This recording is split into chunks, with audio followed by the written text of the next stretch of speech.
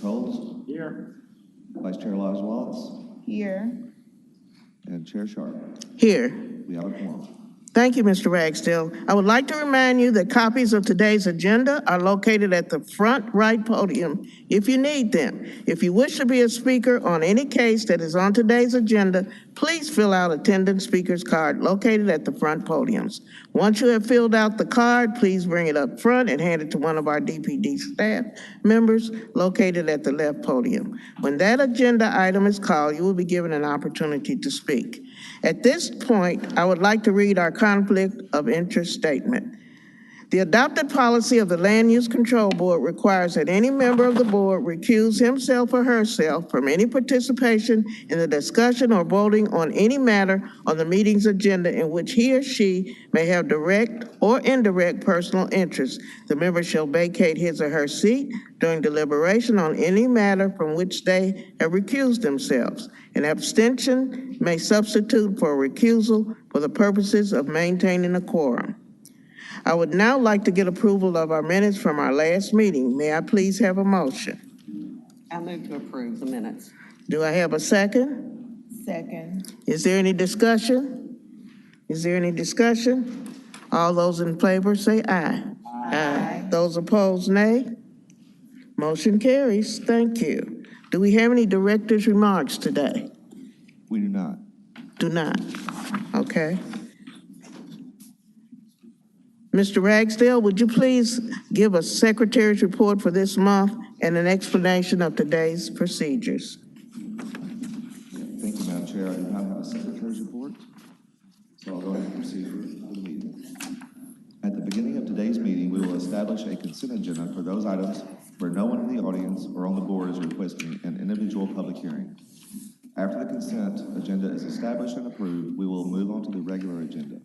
For each case on the regular agenda, the DPD planner will give a presentation. This will be followed by the applicant's presentation and any testimony from others who support the application.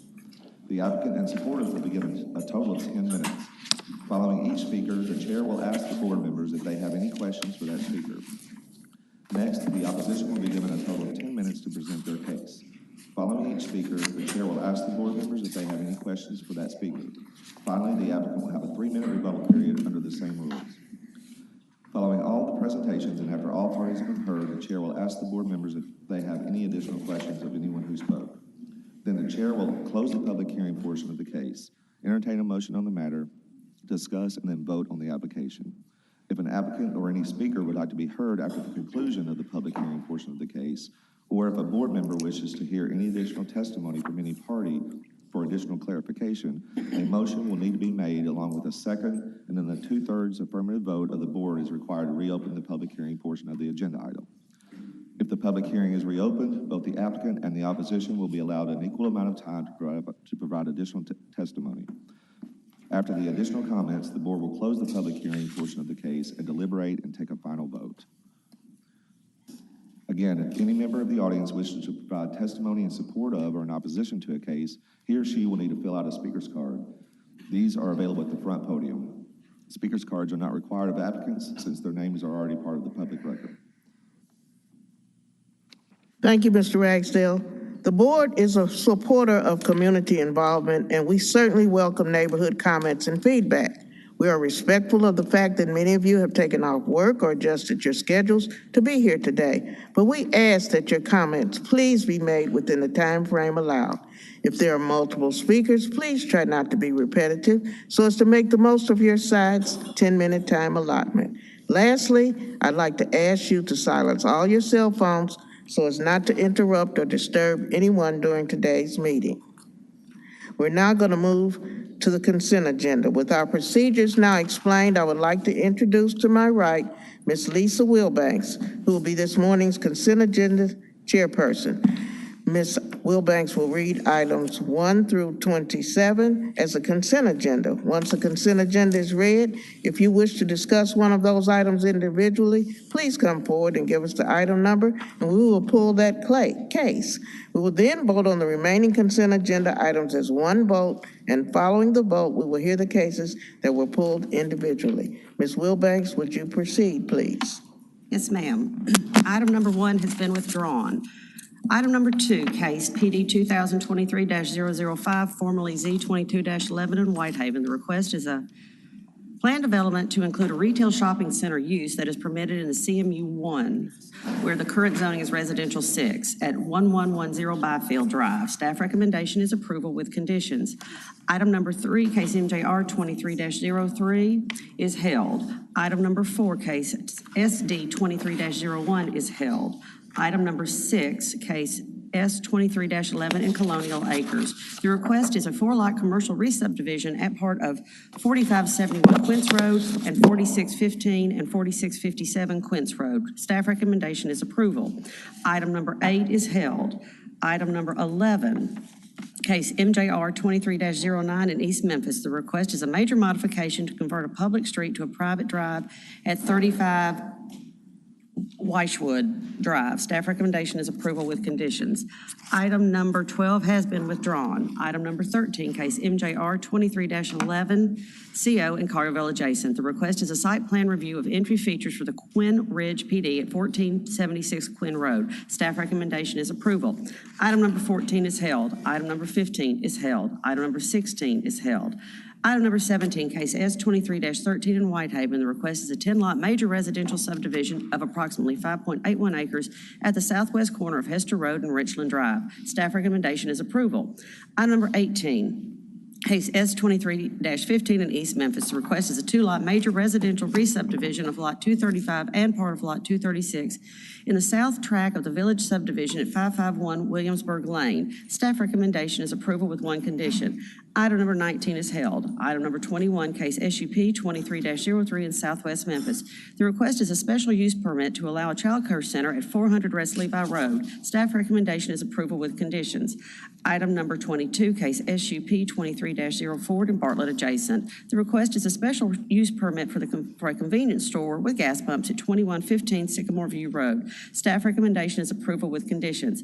Item number 23 has been withdrawn. Item number 24 has been withdrawn. Item number 25, case SUP 23-07 CO in Wellington adjacent. The request is a special use permit to allow a retail nursery and greenhouse in a residential single-family zoning district at 9380 US Highway 51. Staff recommendation is approval with one condition. Item number 28, case Z23-05 in Capelville. The request is the rezoning of approximately 3.18 acres from conservation agriculture to employment located in the center of the block bounded by Shelby Drive on the north, Malone Road on the east, Holmes Road on the south, and Getwell Road on the west. Staff recommendation is approval. Item number 29, case Z23-06 in Castelia Heights. The request is a rezoning of approximately 0.873 acres from commercial mixed-use 1 to employment at 1645 Airways Boulevard. Staff recommendation is approval. And that is our consent agenda. Thank you, Ms. Wilbanks. We have pulled items number 5, 7, 9, 10, 20, 26, and 27. The items on the consent agenda will now be voted on with one vote, subject to the recommendation of DPD. If the consent agenda is approved, only items number 5, 7, 9, 10, 20, 26, and 27 will have full independent public hearings. By voting on the consent agenda, each board member is affirming that he or she has read the staff report and agrees with its findings, and where applicable, its recommended conditions. Can I get a motion, please? Yes, ma'am. Move to approve item number 2, case PD 2023-005. Item number 3, case MJR 23-03 as a hold. Item number 4, case SD 23-01 as a hold. Item number 6, case S 23-11. Item number 8, case ZTA 23-01 as a hold. Item number 11, case MJR 23-09. Item number 13, case MJR 23-11CO. Item number 14 as a hold. Item number 15 as a hold. Item number 16 as a hold. Item number 17, case S23-13. Item number 18, case S23-15. Item number 19 as a hold. Item number 21, case SUP 23-03. Item number 22, case SUP 23-04. Item number 24, case SUP 23-06. Oh, no, that one was drawn. I apologize. Item number 25, case SUP 23-07CO. Item number 28, case Z 23-05. And item number 29, case Z 23-06. Thank you. We will now go to Ms. Need a second. You need a second. Move to approve. Okay, all right. Okay, we have a move to approve. Do I hear a second? Sorry. Second. Is there any discussion? Is there any discussion on our consent agenda today? Okay, hearing none, I assume we're ready to vote. All in favor say aye. Aye. Those opposed? Motion carries. Thank you.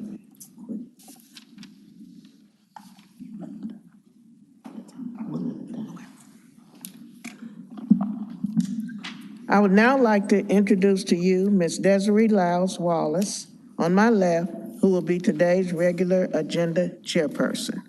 Can you read the first case? Good morning. Item number 5, case PD 23-6, formerly SUP 22-33. Alcee Ball Convenience Store with gas pumps at 2453 Elvis Presley Boulevard. Staff recommendation is rejection. Okay, is the applicant present? Okay. Is there any opposition? Okay, all right, we see the opposition.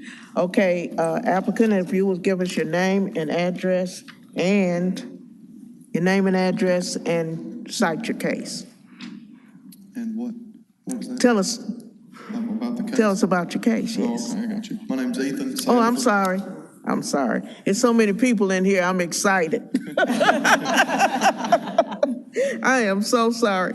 We're going to hear your case first. Sure. Brett Davis, Division of Planning and Development. This is the third agenda this item has appeared on. I just have a couple brief updates.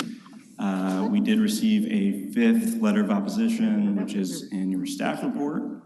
And just to remind you, this is a PD to allow a convenience store with gas pumps at the northwest corner of Elvis Presley and Alcee. We did receive a slightly modified site plan found here that is also in this month's staff report. It is very similar to the one seen last month. An extra row of parking was added below the building and a small landscape strip to the west, as well as I think one of the pumps was removed. And we also received this conceptual rendering. Those are my only updates. I am available if you have any questions or if there's anything else you want to discuss on this case. And just to reiterate, we are recommending rejection of this request. Okay, thank you. Do we have any questions of the staff at this time? Okay, hearing none, now I'm ready for the applicant. Good morning. My name's Ethan Sandiford. Address is 3853 Highway 61 in Cleveland, Mississippi. Trying to change the design a little bit on the, where I heard a lot of opposition against a gas station. I've tried to accommodate as best I can, offering some healthier options. As you see in the sketch there for the site plan, in the store, about half of it will be your household and grocery products, which will offer, your produce and vegetables and everything like that. Also, you'll have some cooled products. You'll be able to walk in and it'll feel like you're in a grocery store, which that section there will have a separate cashier's register.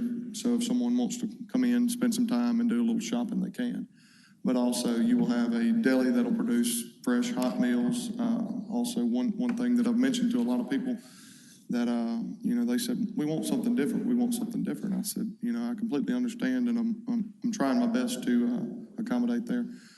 So in the middle there, you see a deli and like I said, that'll offer fresh hot meals prepared when you get there or, ready to go. But also one in particular thing that you find in a lot of grocery stores, but you never find in a gas station is a rotisserie chicken. And it's something pretty simple to prepare, but then again, nobody offers it. So I said, that's one of those things, if we're able to do this, that we will offer those fresh, healthier options. But also you see on the other side that you'll have convenience store style layout.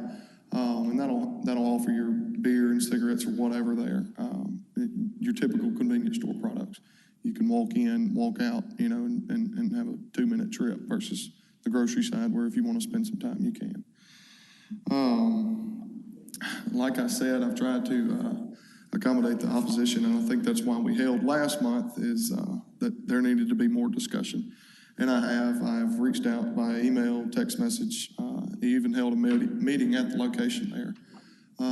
At that meeting, about 12 people showed up, I would say. Ms. Dearborn was there, which is, she works with Councilman Ford. Of those, I say 12 to 15 people that showed up, I think I had 2 that, were strongly opposed, which are the same 2 that have been strongly opposed since day one. I don't think I'm making any headway with them. As tough as that sounds. But met with Councilman Ford, and he was interested in developing the lot. If you know where his funeral home is, it's on Elvis Presley Boulevard. And that's something that he mentioned to me, that corner doesn't really look very good, and it's probably not very good for business. So he mentioned to me, it'd be nice to clean the corner up, but then again, offer something that is different than a typical convenience store or gas station. If some of his staff at his funeral home wants to walk in and actually have a fresh meal with vegetables and meat and stuff like that, they can, a meat and 3 sides or whatever, that'll be offered. And you can't find that at any of these other stores, so. It'll be different in that aspect, and the opposition had mentioned that they wanted me to put a coffee or tea shop there, which, okay,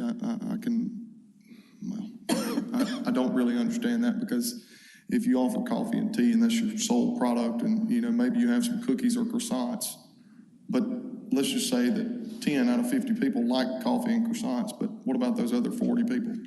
What do you offer them? Well, that's where, having a grocery, hot deli, and convenience store, you have your coffee, you have your cappuccinos and everything like that, and you have an array of products that is, not offered at a coffee or tea shop.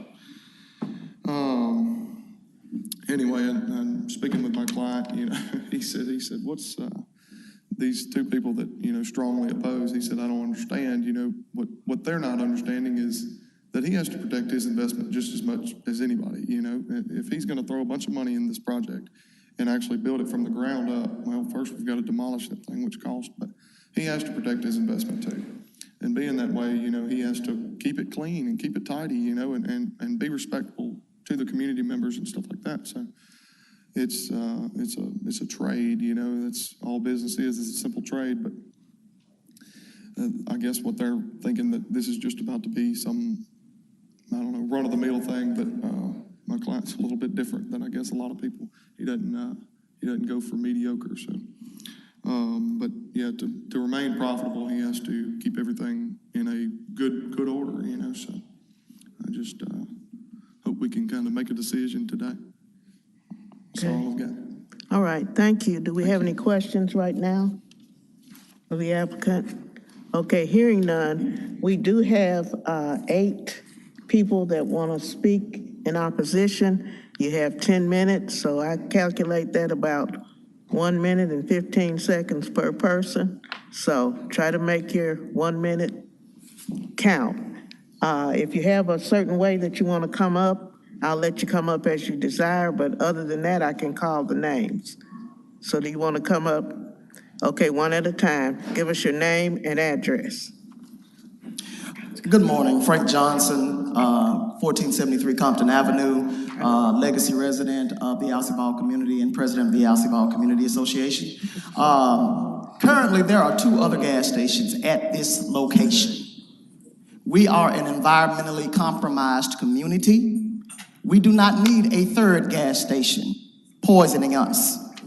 2 years ago, we fought a gas station less than half a block away from this location. The resistance is, and what we requested from the developer, is we are a food desert. Can we compromise and put up something that will offer fresh food to our community and not poison us? The answer was no. The owner lives in Bartlett. And like I said last month before this body, the Alcibal, the Prospect communities are not the dumping grounds for people that live in other areas of the city. Again, we are environmentally compromised because of the defense depot.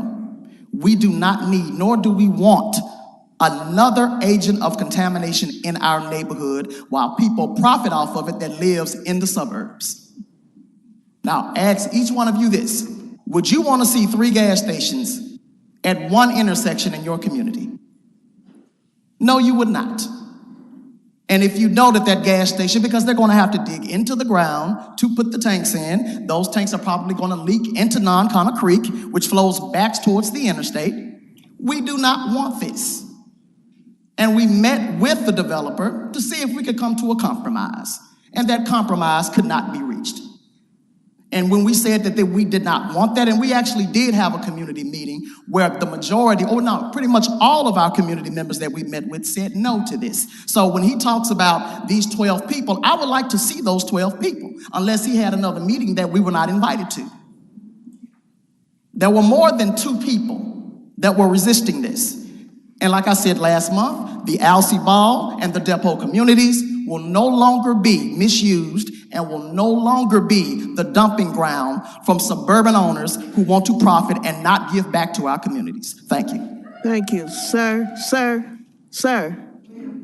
What is your name again? And we're going to see if they have any questions of you. Okay, Frank Johnson, 1473 Compton. Okay, thank you. Any questions? Okay, hearing none, we're ready. Thank you. We're ready for the next person.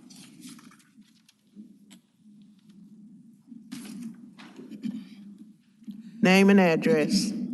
Good morning. My name is Diane Reed. I live at 1545 Dottie, 38106 in the Alcee Ball community, and I am against another gas station at that corner. We have 2 already, and we do not want another gas station on that corner.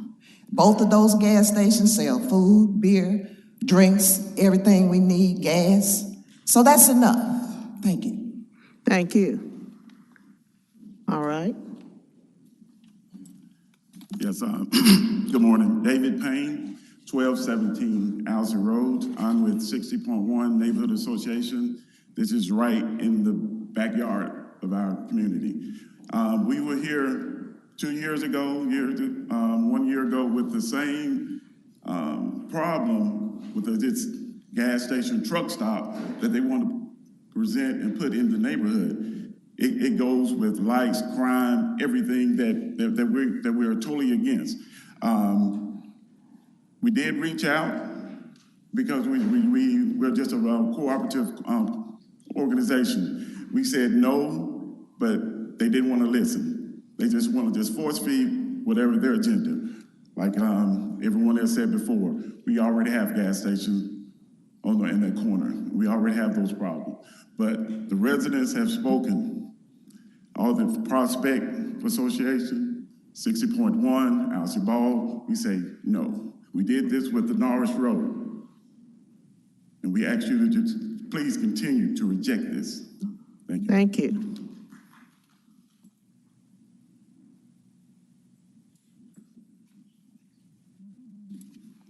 Good morning. My name is Frances Howard. I live at 1597 Antona Place, Memphis, Tennessee. I stand to address you and the city of Memphis. No, we don't need another gas station. I've heard comments about from the gentleman saying that he spoke and there were a couple of people that were in agreement. Bear with me one moment. Those of you that are against this development, would you please stand? God.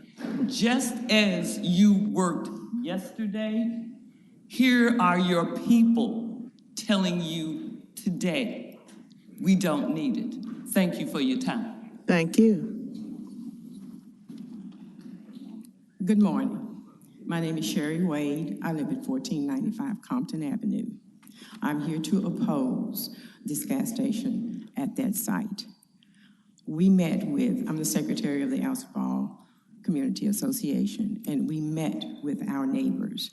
And I think you have the document that I put together of all the things that we talked about in common that we were opposed to. We did our homework. We did our environmental homework. We talked about that. Then we got together and dreamed about what we wanted there. And I listed, there you have a document, front and back. And I won't, that's why I didn't want to have to take a lot of time.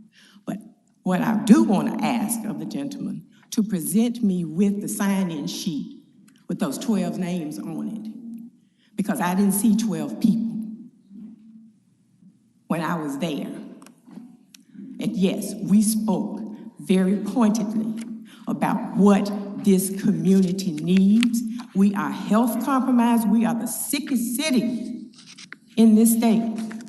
And our community, and I know our community, has a large elderly population. I have a neighbor right now in hospice because her respiratory illness from living in an environmentally compromised neighborhood affected by a Superfund site, and we have 2 gas stations emitting all of those chemicals into the air that we breathe in and our babies, newborn babies, breathe in. I have a sister-in-law right now going into hospice, her last stage of life, because she grew up in the Alcee Ball community affected by the Superfund site, the Depot Superfund site. So we're fighting a lot. And this thing cannot compromise our babies' future. Thank you. Thank you. Good morning. My name is Brenda Jones. I live at 2627 Spark Street, and I agree wholeheartedly with the members of our community. I oppose a gas station, another gas station in our community. Thank you. Thank you. Chairwoman, opposition has about 2.5 more minutes. Okay. Yes, my name is Timothy Buchanan. I live at 1489 Whitmore. I'm strongly against another gas station being up on the corner of Alcee Road and Elvis Presley. I do want to emphasize something I just heard the developer on or whatever, but I like the way he slid in Councilman Ford's funeral home. That's not Alcee Ball, that's Whitehaven. They can't walk across the street to be a participant in his, his business. So I just like to just reiterate, that's 2 miles up the road in Whitehaven, okay? Thank you. Thank you. Good morning. My name is Joyce Walton Lindsay. I live at 2515 Keene Road in the Alcee Ball community. I am a chronic asthmatic. We have 2 service stations already there. We don't need a third one. We need something that would aid us in the form of maybe fresh vegetables and that nature, but a service station, no matter how you fix it up, how you make it pretty, what you have on the inside of it, we don't need it. Thank you. Thank you. Do we have a Felix Moss coming up? And I think you have less than a minute. Morning, ladies and gentlemen. My name is Felix Moss. I live at 2413 Sherry Cove, and I oppose of the gas station because it makes no sense to have 3 service stations less than a mile away from each other. That makes no sense. That's just too much pollution, too much gas, just to be less than a mile away from each other. Also, building houses is a great thing that could help the community. Maybe lower the prices and let some of these homeless people come and have a place to stay, a place to live. I know Mr. Self personally, and I've worked with him for a long time, and everything he's done has been great and helpful for the community. Thank you. Thank you. Okay, Land Use Control Board members, do you have any questions of any of the opposition at this time? Okay, hearing none, we're ready for the applicant for your rebuttal, 3-minute rebuttal. All right. Seems like the health problems were there before we even decided to come to town, because there's a lot about the Superfund depot. But anyway, if I were not trying to offer healthier options, why would I dump more money into a store? You know, why would I want to even put coolers in there? You know, if I were not trying to offer anything healthier, why would I spend more money in trying to develop your neighborhood? No. He said, he mentioned about Mr. Ford's funeral home being about 2 miles down the road, and walking across the street, being able to walk across the street to the store or whatever. I don't think you would want to walk across the street to this place right now. Not right now, because it's an abandoned corner. What are you gonna do, get run over? Or actually, when I was there was a panhandler standing out there asking for money. I mean, if that's something that you guys want to stay in your community, so be it. You know, we won't develop. But then again, we own the land, so it's just gonna be an abandoned building. So, anyway. Okay, do you have any questions of the representative at this time? Okay, hearing none, I'm going to close the public portion of this meeting. Ms. Lyles Wallace, we're ready for. So a motion to approve PD 23-6, formerly SUP 22-33, Alcee Ball. Second. We have a second. Is there any discussion? Is there any discussion? Madam Chair, just Yes, a sir. couple thoughts. I want to thank the applicant. I think this is the third month in a row for coming down. You've tried to amend your plan, and really I haven't seen a whole lot of change from the first plan until today. And I want to thank the neighbors for coming down too. You know, these things can become emotional sometimes, so I just like to look at the facts. You know, we're land planning board. We look at the facts and good plans and bad plans and try to take the emotion out. So just taking the emotion out and looking at the staff's recommendation and my judgment of the plan, I can't support this. I just feel like the staff's recommendation of rejection based upon the facts of the zoning are what I'm going to vote based upon. So I'm going to vote against this. Is there any further discussion? If none, I assume we're ready to vote. Are we going to take a separate vote or, okay, thank you. All right. Ms. Wilbanks? No. Mr. Tolles? No. Mr. Fleming? Mr. Gill? No. Ms. O'Connell? Vice Chair Lyles Wallace? No. Chair Sharp? No. Motion fails. Okay. Motion fails. Thank you.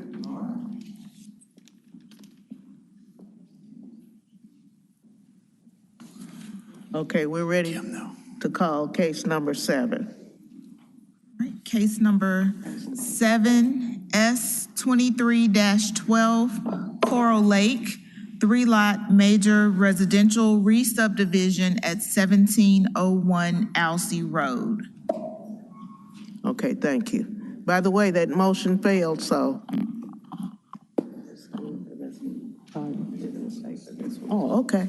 All right. Chairwoman, they're here for mine as well. Okay, all right, thank you. We are ready for is the applicant here? Okay, what about the opposition, the same people? Okay, thank you, go ahead, staff. All right, just give me 1 second. Nothing has changed since the hold from February 2nd in terms of site plan. Pass it along. Absolutely. I just want to refresh your memory though. Nothing has changed. It is still a 3-lot subdivision, vicinity map, Alcee Ball community. Current zoning is single family R6. It is residential, abutting residential on all sides. This is just a few site photos of it. 3-lot subdivision as proposed. Nothing has changed. These are still the same conclusions. However, I do want to make a note that the applicant has met with the community a couple of more times. I'll let them speak to that. There have been more neighborhood meetings on top of the meeting that was required to submit this application. So, but I'll let the applicant speak more to that. But there have been more meetings, and there were more letters of support as well as a sign-in sheet showing support for the 3-lot subdivision. And if you would like to see that, I'm open to it. But that's it for me. I'll take any questions at this time. Okay, thank you. Any questions of the staff member? No questions? All right. Applicant, we're ready for your presentation. Give us your name and address. Good morning. My name's Seth Harkins, 2336 Silver Street. Can I begin? Okay. Last month, we were asked to do two things: to meet with the opposition and to show community support for the project. We've been in 4 meetings together with the opposition to give clarity about our mission, our intentions, and the history of our organization. Members of the opposition have attended our focus group to discuss repairs for homeowners, have graciously hosted me in their home to discuss their desire for green space, and several present here have attended their community association meetings. We met again with Mr. McKenzie on April the 10th to discuss concerns with this project and with the city's overall approach to the planning and development process. We've tried to address these concerns. If we believed that a good faith effort would result in agreement with the opposition, we'd be happy with further delay on this project. However, given the climate of our meetings, we don't believe this is possible and would ask you to approve this proposal today. The 71 signatures, 9 or 10 emails, and those present with us today would ask you to approve this proposal without any further delay. We've gathered these as the main concerns from the opposition, and their concerns, as best we can tell, are as follows. Desire for green space. We support this, though it is outside the scope of our mission and capacity for this year. We have offered funds and support for a permanent water source and fencing for an additional lot that the association would like to secure, and we support that. Tax increases. We estimate that taxes for nearby properties could increase at the next tax appraisal in 2025. Our focus group is getting ahead of this through the tax freeze and payment plans from the city and county for those in need. We've already used funds from another project to make repairs for others, and we can do the same for tax relief based on this project and future projects. Our conversation with the assessor's office revealed that we're in the same tax region as the downtown and Harbortown neighborhoods, which concerns us. We've looked at tax increases for rehab properties and found very small tax increases on those homes, but no resulting increase on the surrounding homes. The overwhelming influences on property taxes are the sale value of each property and the property assessments every 4 years. These are the concerns that we need to address as a community, not the effects of constructing 3 homes that fit into the context of the surrounding area. Another concern, contamination from the Defense Depot. And I'll have to leave this to the professionals, but the project does include some federal funding sources, and so HCD and the CHOTO program require a phase 1 environmental study to be done in order to move forward. This study is already underway by Tioga Environmental, who's very familiar with the Defense Depot history, the current conditions, and any risk factors that could impact the subdivision or the surrounding area. This study should put to rest any reasonable concerns. The representation from the community in the Development Corporation. We have 5 board members, 60% are board representation that have lived experience in the Alcee Ball community, and 40% live in Alcee Ball today. Besides board representation, we've had some formal engagement strategies that we've employed, not to mention the hundreds of phone calls, conversations that happen from the elementary school to our office to the barbershops on a daily basis. In 2019, we conducted a community survey with 70 residents. From this survey, main concerns were real estate investors invading Alcee Ball, which we're combating, and new home ownership opportunities. From that survey, residents stated that their concerns included investors' access to funds for home improvements as houses start to deteriorate, and having depot issues addressed. In 2021, we completed 60-plus hours of interviews and focus group meetings, which helped us create a path for our work, specifically in housing. Over the last 2 years, we've continued to meet with our focus group to discuss future projects, including conducting home repairs for homeowners. Feedback from these surveys and meetings has directly informed our work and has enabled us to focus our mission and vision on long-term affordable home ownership in the Alcee Ball community, driving this project. We've been able to gather signatures from 71 community members, and at least 9 emails were sent in support to Mr. McKenzie. I want to say a special thank you to those who have trusted us to carry this project forward, and if you're here to support the project today, would you please stand? In closing, last month, we were asked to do 2 things: to meet with the opposition to show physical support for the community for this project. We've addressed these concerns in good faith to the best of our ability, and as you can see, we've brought with us residents demonstrating support for this project. Again, I urge this body to approve the proposed project with no further delay. Thank you. I have a few people that would like to speak for the project. Thank you. We have one card for Felix Moss that wants to speak for it. You can come up to the Felix Moss. That's Moss. That's the only card we have to speak in support. Good morning, ladies and gentlemen. My name is Felix Moss, 2413 Sherry Cove. I approve of this project because bringing more houses into the community will be better off for us. I remember the young man stated that there was a problem with panhandling at the gas station. Bringing the gas station would bring more panhandlers. So bringing more houses in would bring more members into our community and just fill up the empty space that's there, just being vacant and overgrown and decaying. Thank you. Thank you. I understand there's 3 more people in support. You can come up one by one. And again, my name is Timothy Buchanan, I live at 1489 Whitmore. You know, I'm very in favor of more homes. You know, I've watched our neighborhood become abandoned with houses that used to be really, really nice. 8 of those homes that I've seen do that over the last 20 years has been restored with people living in them now and enjoying their homes. And that was only done by the Alcee Ball community. You know, it's a sad shame. Change is tough, whether it be good or bad. If I'm in favor, the only thing I can, first of all, I'd like to say that this is not a developer. He lives in the neighborhood. He's there with us. His wife and children are raised just if they play with mine. So, unlike on the other case about another developer coming in, and we have that problem nationwide. So I just want to say that I'm in all favor, even if I have to pay maybe, I don't even know the dollar amount that I would have to pay in property taxes. I'm in favor of all those dilapidated homes, empty properties that's been torn down to be rebuilt and with some people that can enjoy a beautiful. My dad was a principal. That area is full of retired principal and teachers. The city of Memphis just invested a brand new school, elementary school, that my sons goes to. And those homes are right across the street that he's proposing. What better place for him to do that in? Thank you. Thank you, Mr. Buchanan. How many more minutes we got for support? It's 10 minutes. Good morning Okay, again.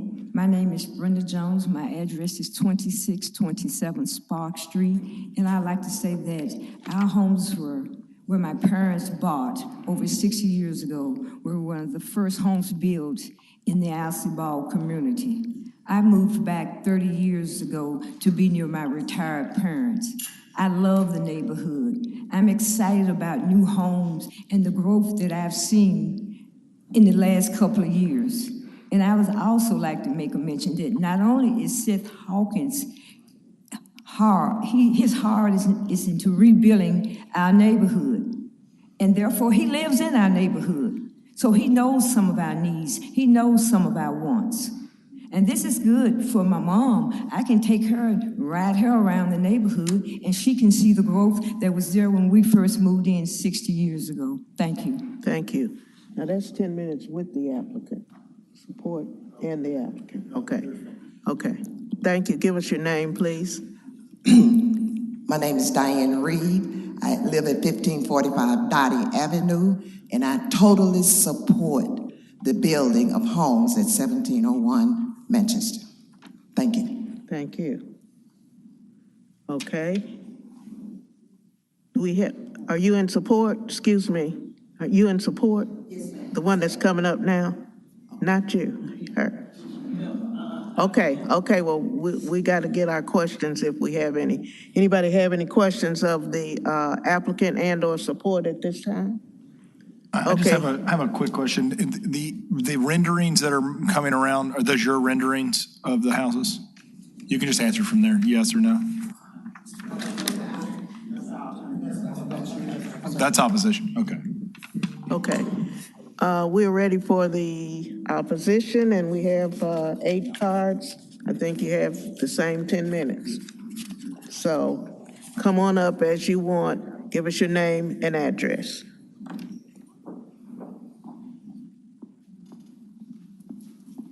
Good morning, board.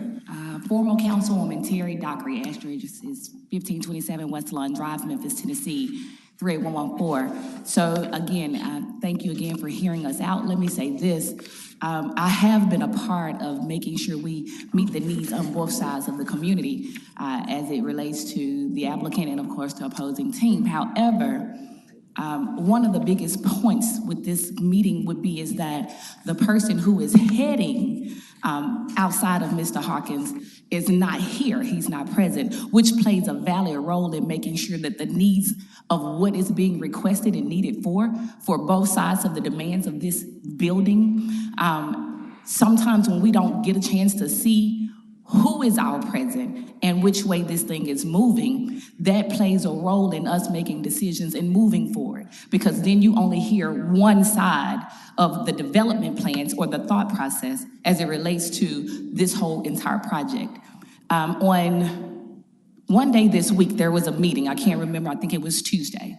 And when we were in the meeting for the community development process, or not the community development, more so the housing development, the one thing that was stated was by a gentleman by the name of Tony Wade. Mr. Wade said that it is his project, he will move forward as he sees fit. That immediately made me feel, as a former councilwoman, that you're not taking in consideration of the community. You are not even taking in consideration of what Mr. Hawkins has said at this point to the community. You've taken it upon yourself to think only for yourself and your betterment, not for the community. So the only thing I wanted to be able to say with that being said is that when we do these things, even, and like I stated the last time to the board, when we consider moving forward in development, we always have to put ourselves in the midst of something. Development is great, but the development has to be beneficial for everyone around. Thank you again. Thank you.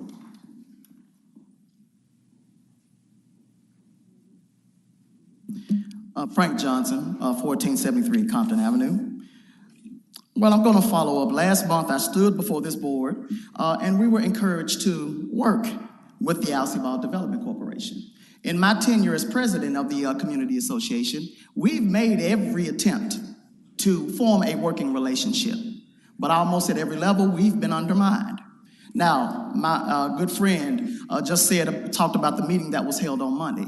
The chairperson, Tony Wade, who no longer lives in our community, by the way, and he has 2 board members that are a part of Second Presbyterian that don't live in the community. He does not have 60% community members on his board. He only has 2 people from the community on his board, and then one of those people is actually a church member of Tony Wade. But Tony Wade told us in this meeting that his vision is all that matters. He told us that if we wanted to do something in the neighborhood, then we need to get our own money and form our own organization, even though Alcee Ball has 3,000 residents in it. So at that point, how can you work with an organization that says what they say goes?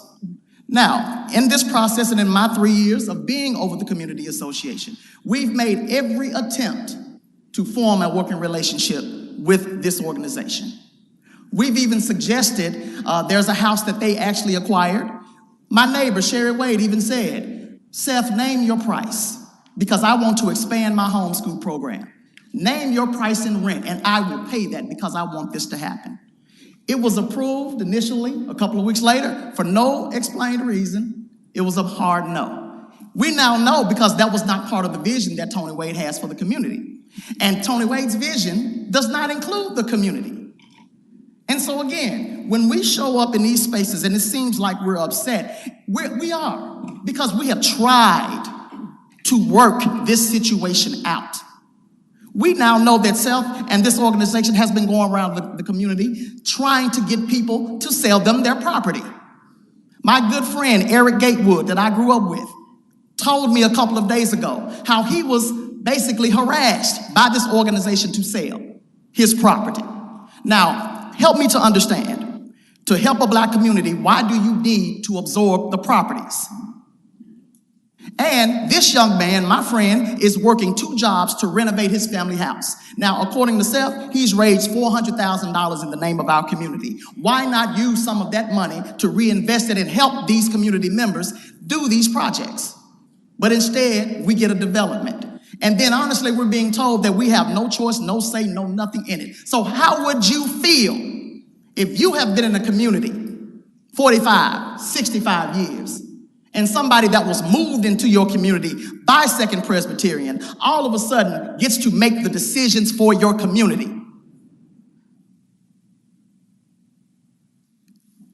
And I say this because my family was displaced by E.H. Crump. That's how we ended up. That's how my father ended up displaced after E.H. Crump said that my father's neighborhood was a blighted neighborhood in the 1940s. They went from owners to renters overnight. What we are seeing in our city is dislocation and gentrification. And what we are trying to do is stop that. We're seeing it in Glenview. We are seeing it now in Fraser. We're seeing it in Binghamton. And it was done just like this. We're only going to build a few homes, but we know that's going to send up the signal to the other developers. What's going on over there in Alcee Ball? And then in the next year or so, we'll have probably $500,000 homes going up. And then also we'll have elderly community members and members like myself that will no longer be able to afford the taxes or the homeowner's insurance. Now, how would you feel about that? Knowing that it's happening, seeing it happen, and then somebody coming telling you that it's not going to happen, even though you see it happening. When asked, my dear community member, Joyce Lindsay, Tony Wade said that the taxes are not going to go up. Joyce Lindsay said, well, can you put that in writing, sir? He said, no, I cannot. So how do you tell us in one breath that the taxes are not going up, but then you're not ready to back that word up? And that is our concern. Now, we are not against development. If you look on your desk right now, that's an alternative plan set up by Memphis 3.0 for pocket parks and infrastructure development. Because development is a lot more than building houses.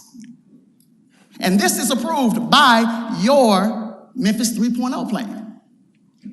And because, again, the history of the community, we cannot afford to have short studies or quick studies done just to get a development approved.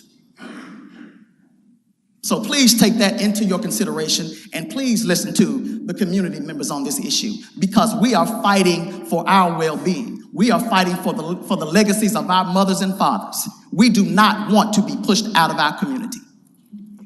Thank you. We have one more speaker against. You have 3 minutes left for the opposition. Yes, I'm David Payne with 60.1 Neighborhood Association, 1217 Alcee. What is your name first? David Payne. Pardon? David Payne. David Payne. He spoke on the last one. Is he for? No, he didn't. Yeah, he spoke. That was Buchanan. Okay. Well, one thing I just want to reiterate most of the things that we're saying. One thing we want to look at is like from Mr. Fleming was saying, we want to look at some facts. The thing is, we don't oppose improving the neighborhood, but we have a neighborhood of elderly that are on set income.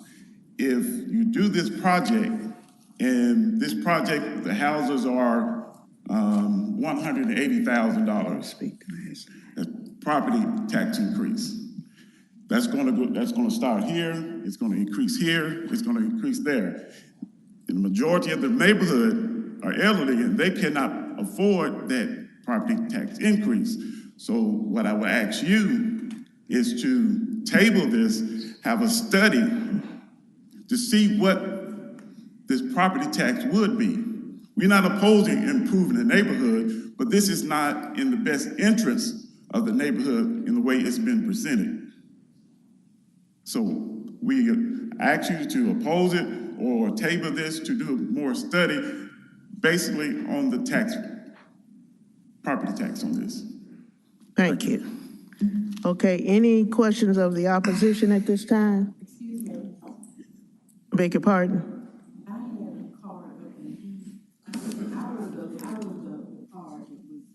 Okay, come on and give us your name again, and you have about 1 minute. 1 minute. You have 1 minute. So I'll to make this very brief. After I met with this spectacular gentleman here, he's brilliant, and I was very honored to sit in the meeting with him. He enlightened me quite a bit. This is your case manager for this, right? So where is the community's case manager?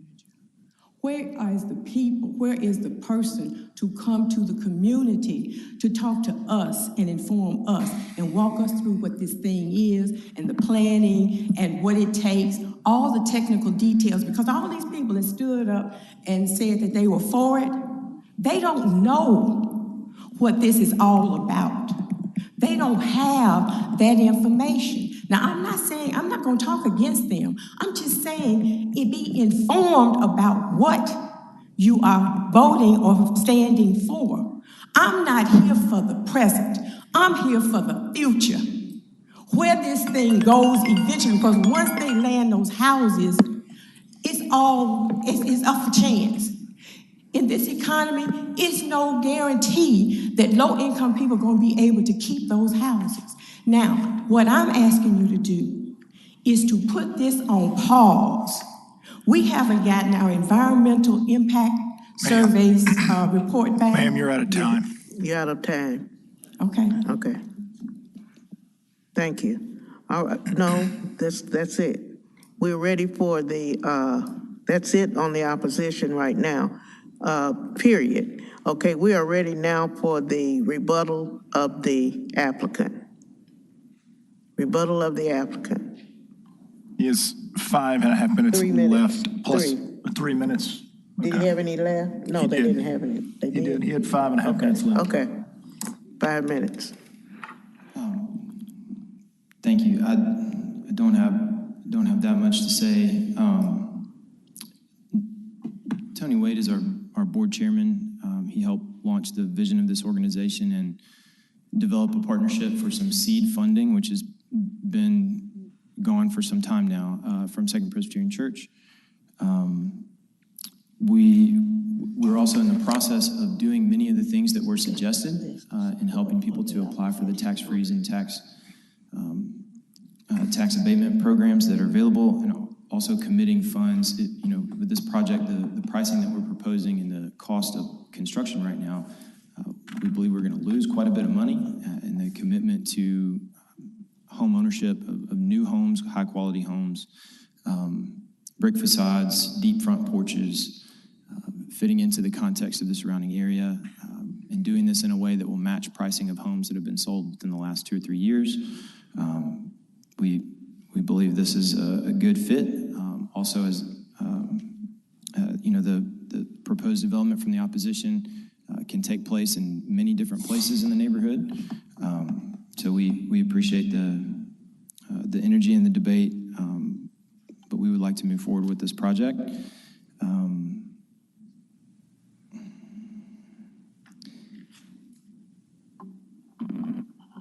I think that's all I have to say. Okay, thank you. Do we have any questions of the applicant at this time? No questions of the applicant, no questions of the opposition. So I'm going to close the public portion. Madam Chair. Okay. Yeah, I have one question. Have you looked at the proposal that the opposition has presented? It was on the table briefly in the meeting, but I don't believe it's been shared with me. I could be wrong, but. Okay. No, because to me, the subdivision seems to be compatible with the neighborhood, and a lot of the neighbors seem to appreciate the fact that you're, subdividing into houses. But we got a rendering here, and I'm not sure exactly how it fits into this property. But I was wondering, is that something that you had looked at or considered redeveloping in that respect? Commissioner, I just want to add, that's a rendering from Memphis 3.0. That's where that picture comes from. It's pulled straight out of the Memphis 3.0 general plan. Yeah. Oh, okay. Just to give context, yeah. Right. Oh, just a concept. Okay, and since you mentioned that, I was going to ask you too, is this something that could be put on that particular site? Because to me, it looked like it would be, for residential property, for houses, I mean, I think the way it's subdivided seemed to be appropriate and compatible to me. Well, the rendering was put in there, and I might have to let my zoning administrator speak to that, because Memphis 3.0 dates my, since I've been here. But based on the comprehensive planning division, I don't see why it would or would not. They say whatever's in that rendering, but I will say that the proposed land use is residential. So I don't know what all that entails. That would have to be more of a study come from the comprehensive planning division. All right, thank you. Any other questions? Any other questions? Okay. Okay, hearing that, we're going to close the public portion of the meeting. Can I get the motion, please? Motion to approve case number 7. Motion to approve case number 7, S23-12 Coral Lake. Second. Is there any discussion? I do have a bit of a discussion here. I am confused about this tax argument. I don't hear any good, nothing against your opposition, but I'm having trouble hearing anything that I think that building reinvestment in this neighborhood is only going to help the entire neighborhood. And if you're an owner, I don't see how you can be displaced, and I don't see your taxes being raised artificially unless your improvements change on any particular subdivided lot. So I am confused with the argument that where you say that because there's a new development down the street, my taxes are going to go up. That doesn't make sense. That argument doesn't hold water. That's not the way our tax system works. Our property tax system doesn't work that way. If you substantially change the improvements on your lot, your taxes may change. Reassessed. You might get reassessed, that's correct. But that, to me, is not a reason not to see reinvestment in a smart way for this use in this neighborhood. So I struggle with that. That's all I have to say. Okay. I'll be in support of this development. Okay, anybody else want to discuss? Mr. Madam Chair, Fleming? just real quick, just like the last project in Alcee Ball, the last case we heard, I think this is a really good case. I agree with the staff's recommendation. I so appreciate the community coming down, pro or con, but I think the developer has done everything we've asked him to do. He, and again, putting emotions aside, I think this is a good, solid case that's going to really help the neighborhood. I plan to support it. Okay, any further discussion? Hearing none, I assume we're ready to vote. We'll do it on an individual basis. Okay. Ms. Wilbanks? Yes. Mr. Fleming? Yes. Mr. Tolles? Yes. Mr. Gill? Yes. Ms. O'Connell? Vice Chair Lyles Wallace? Yes. Chair Sharp? Yes. Motion carries. Motion carries. Okay. Thank you.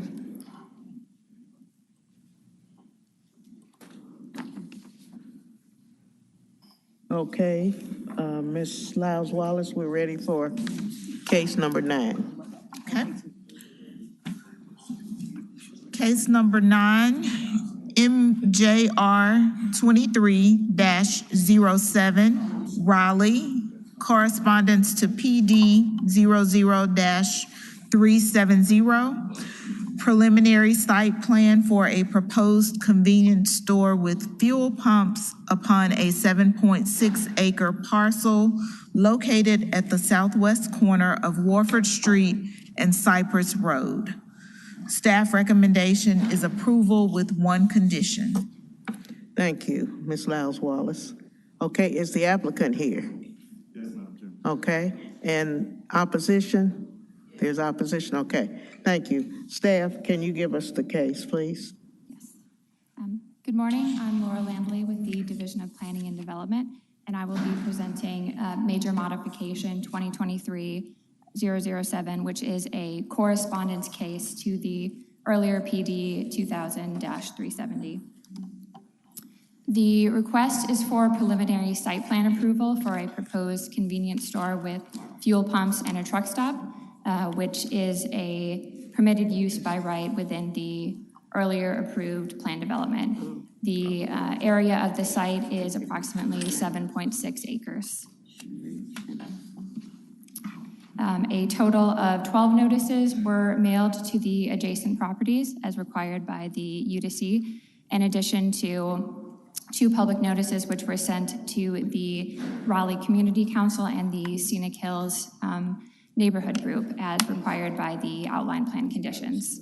In addition, 2 signs were posted at the subject property, which are pictured, one on Warford Street and one on Cypress Road. 31 letters of opposition were received at the time of completion of the staff report, and the nearby residents expressed concerns about public safety and increased criminal activity associated with the proposed development. This is a location map showing the site, which is just north of I-40 in the Scenic Hills neighborhood. Here's an aerial photograph of the site. Pictured is the zoning surrounding the site. So to the west and south is largely the Conservation Agriculture and Employment District. And as you head north and to the east, there are residential districts as well as commercial mixed use and residential urban districts. Pictured is a land use map showing the land uses currently surrounding the site.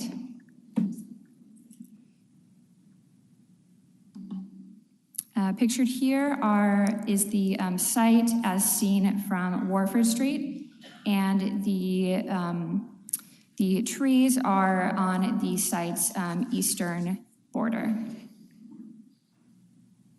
And here are pictures of the site as seen from Cypress Road.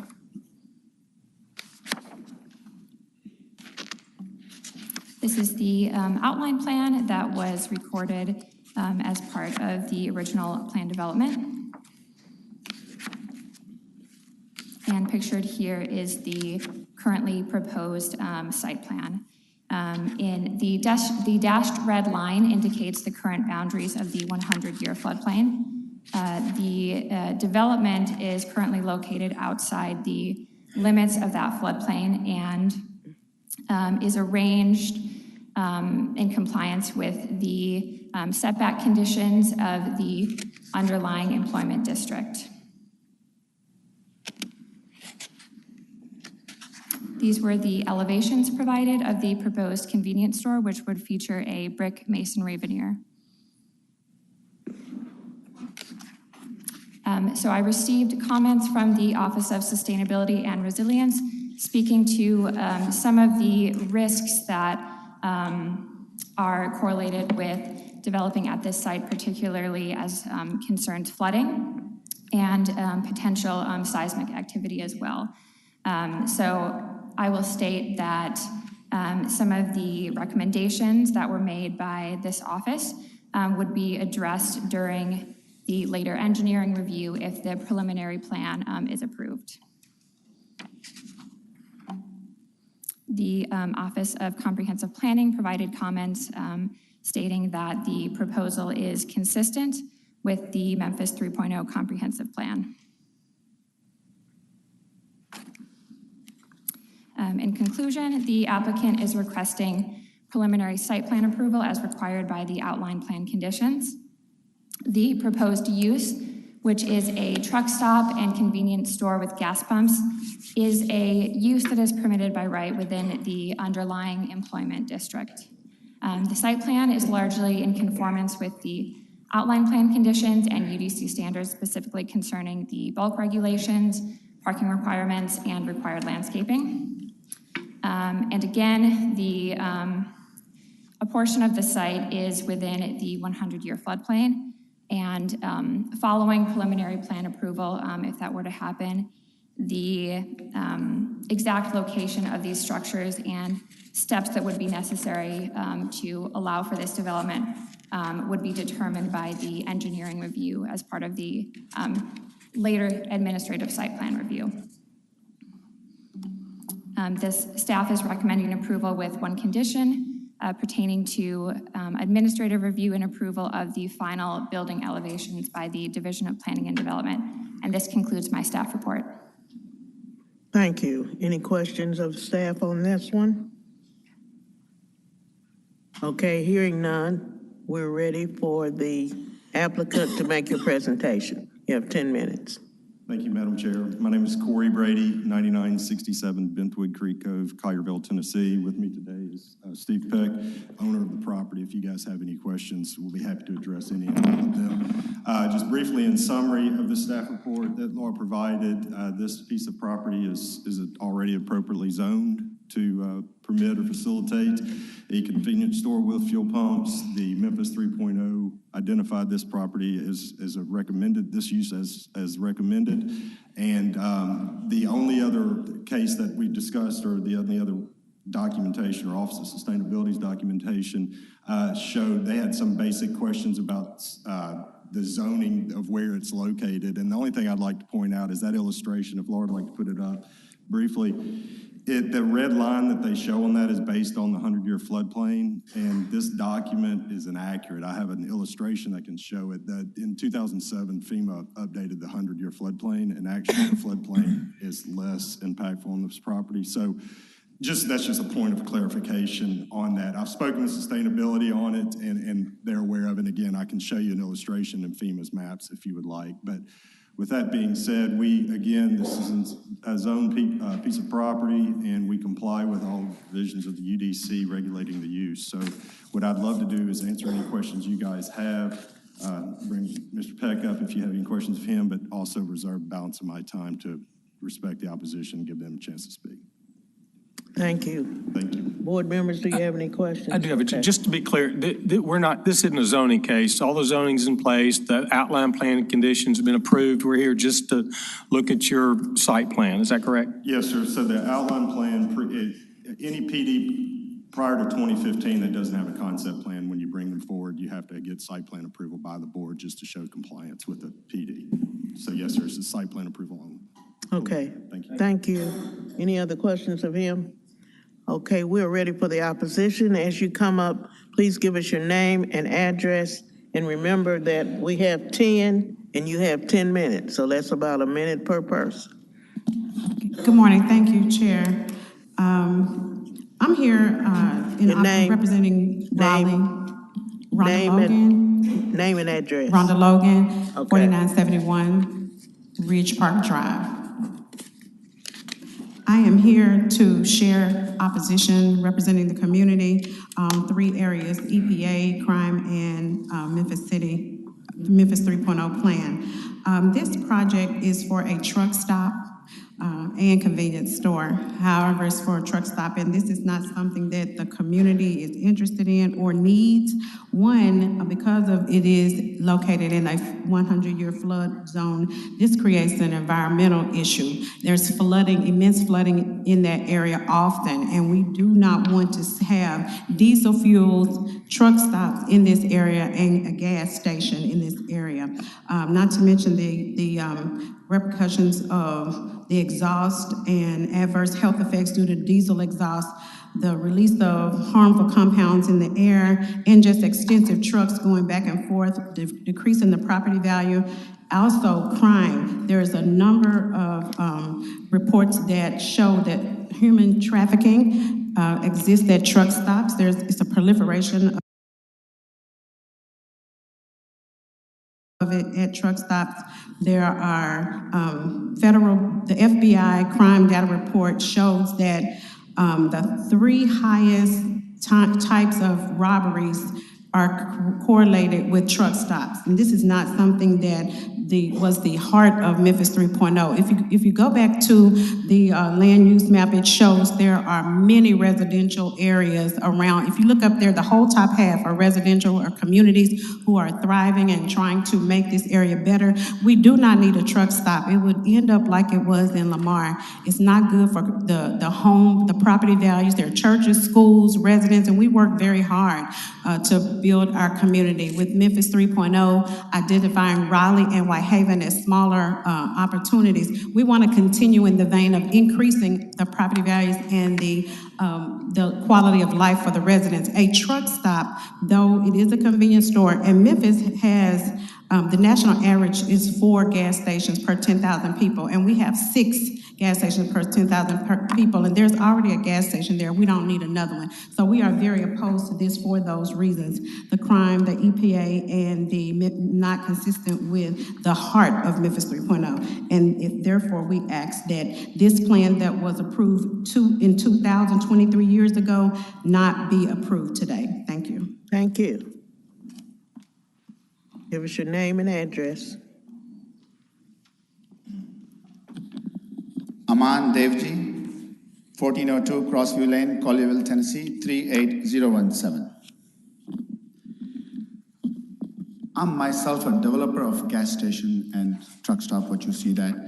And the reason I'm here today, that it penalized me when I come to the board and ask for the permission to build a gas station, because they see as a crime location, because we are owner-operated stores.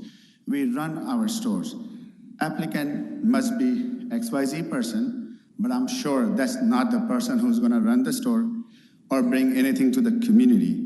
And what's gonna happen eventually, those stores will be run down. And when it's run down, it will invite crimes, prostitute.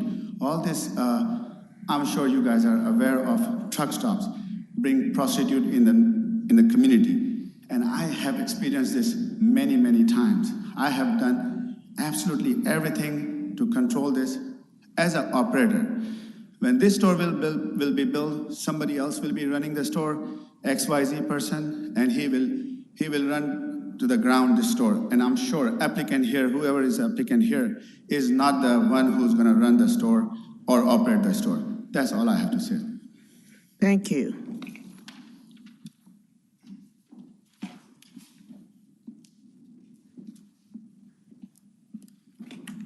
Good morning, Edward Stevens, 3240 James Road.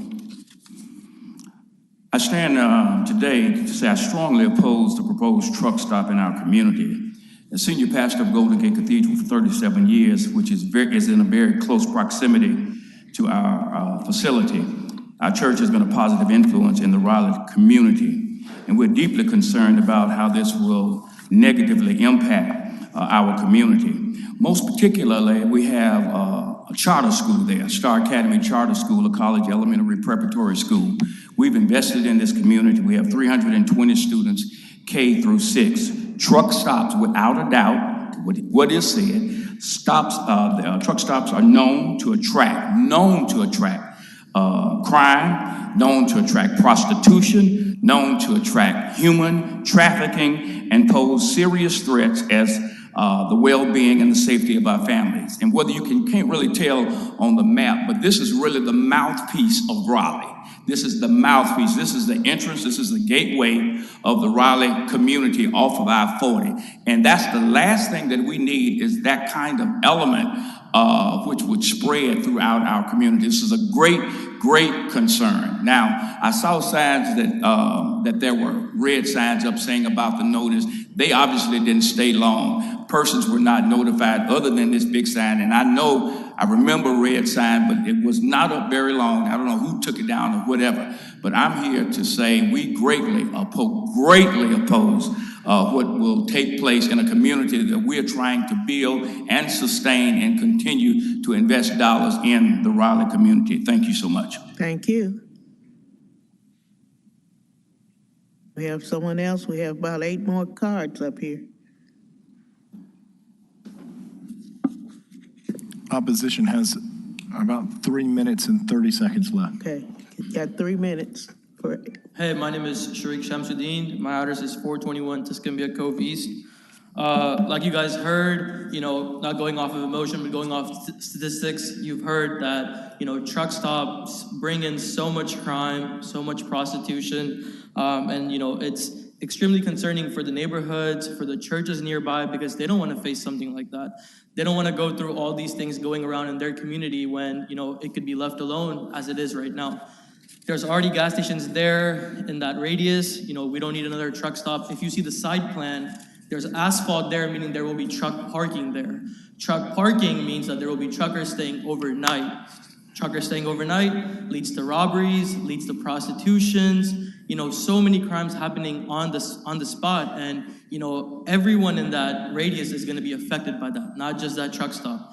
And as previously mentioned, whoever this applicant is, he is not going to run the store. Someone's going to run the store. They're going to operate the store. It's going to be run down. You know, they're going to run it down. It won't hold its value maybe at any point now. So, you know, I'm in great opposition of this truck stop as well. Okay. Next, we only have about 2 minutes or 1.5 minutes left, and you got about 6 people. My name is Angela Motley. I live at 3230 Cypress Road. I am right at the end of Cypress, going across from where this area is going to be built, and I totally disagree with this development. I've been living where I am for 17 years and have had no problems. And we do have other members here. I'm just going to say, please, no. Thank you. Okay, got about a minute left, right? Hello. Thank you. My name is Zoe Duran. I'm at 4100 Raleigh Millington Road, and I work with For the Kingdom. We're a nonprofit in the community. So we serve and see the needs of the community with all the various programs we have, giving food, helping with mortgage assistance and whatnot. And we greatly oppose this project. This will further exacerbate the issues that we're seeing that is negatively impacting this community. And not only that, this is within half a mile of a charter school. This is within 2 miles of Scenic Hills Elementary. There's already a gas station within a mile of within the proposed spot. And there also is the Wolf River, which is within 1.5 miles. So there's an environmental risk and hazard here as well with the floodplain. This would further exacerbate crime, would further exacerbate prostitution and human trafficking, especially with us having so many schools and children at risk within a 1.5 mile radius. That is not something our community needs nor wants, and it will only negatively impact us and further exacerbate our issues that we currently have. Okay. So thank you. Thank you, and I don't think we have time. Do we have time for one more? Or not? No. 30 seconds. It's up to you. 30 seconds. That's it. Give us your name. My name is Jerry Taylor, 3491 Appleton Road. I'm also a pastor right in the vicinity there at the Holy City Church of God in Christ. I am also a former truck driver. I drove for 13 years, and I know what takes place at truck stops. So I am totally opposed to this truck stop being built in this area, simply because of crime, prostitution, drugs. All of these things take place in truck stops where people are trying to survive in any kind of way that they can. So I oppose it 100%. Okay, thank you. Okay, we don't have any more time on the opposition side, but we do have 3 minutes for rebuttal. Maybe a little more since you didn't take the whole 10 minutes. Thank you again, Madam Chair. How much time do I have? You actually left 7 minutes and plus your 3, so essentially you have 10. I'll try to be brief and answer any questions you guys have. Again, to Mr. Fleming's point, we're not here to debate the use. The use is permitted at this piece of property. The outline plan was established, final plan filed, but we are here to discuss this proposed site plan. And the opposition brought up, there's a couple of things I really want to address. Number one, the terminology truck stop, I don't think it's accurate, because what we're going to voluntarily, that we would accept a condition, you're going to do it anyway, to prohibit overnight parking at this site. So it's not a traditional truck stop that would have a lot of semi-trucks parked here 24 hours a day. So that's something I want to make sure everyone knows. Right out of the gate, this is really, it's limited in diesel pumps. It's a fueling station for semi-truck traffic. There were accusations made about the ownership and how it would be managed, who might operate this project. We have the name of the owners here that can speak to that as well. So again, we want to discuss with you guys what are the components of the site plan? What can we do? We can, again, comply with the plan development. We comply with Memphis 3.0. We comply with the UDC provisions established today. But we're here today because obviously the site plan that we brought forward is sensitive to the site. We're outside of the floodplain. We have consulted with Geotech on these soils. We have consulted with engineers. We've done all of our background work with regard to any environmentals, and all of that will be addressed at the construction plan level, which is the way this is performed appropriately so. Access is not provided onto Warford, it's restricted internal into Cypress. We do not control the property, or the owners don't control the operations necessarily on the south side of the property. It's currently being used for storage of different trailer products, but not truck stop or overnight parking there for semi-truck either. So again, I'd like to speak with you guys with regard to the site plan proposed, see what you guys have, answer any questions you may have, and again, bring up the owner if you guys would like. So with that, I'd love to answer any questions. Okay, thank you. Do we have any questions of the applicant at this time? Ms. McConnell? You said the owner was, the applicant is here. I would love to hear from him just about, to address the concerns of the community that it would be an absentee owner and that, it would, shortly devolve into a Steve Peck. poorly run place. My name's Steve Peck. As far as who the owner is, I'm pretty sure he's going to be a competitor to. We need your address, Mr. Peck. 1221 Cordova Drive. Stable Run Drive in Cordova. Thank you, sir. Okay. What I was saying is the tried and true operators of this station will be competitors to some of the folks that spoke here, I think. So that's my opinion, just my opinion. The location was developed by my dad 40 years ago. He spent a lot of effort, time, and energy in developing the site, put in the turning lane and the median cut at great expense. He brought Sears in to occupy part of the space. Sears is not doing too good, so they're going to sell it, and there will be more development in there, I'm sure. Changing the parking, the trailer parking into an industrial type or this is a transportation hub. Memphis makes a lot of its living off of transportation products, and if they don't get off the interstate and buy diesel there, they'll go to Arkansas. They're not going to go into the residential areas because the interstate's right there. This site is very incubated. I mean, it is, if you're going to put something, a development in here, this is the site to do it. It is surrounded by a buffer. There's no parking there. This site will cause the other operators around there to upgrade. They're putting in the electrical facilities, which are, somebody's got to develop that. That's what's happening. They're going to pay taxes. As far as crime, this place is going to be new. It's going to be lit. And if you want to get a candy bar at 10 o'clock at night, this is the place you're going to go to. That's my opinion. My family's been in this community for generations. I hope I answered your concerns. Any questions? Thank you. Any other questions? Okay. Mr. Peck, is the operator of this facility in this chamber right now? Well, I tell you, I can show you my text messages. I didn't plan to speak here. And you can speak to this. He was on his way to the meeting today and got called away for an emergency. I have that on my text. I do not know what the emergency is. We'll find out as soon as I leave this meeting.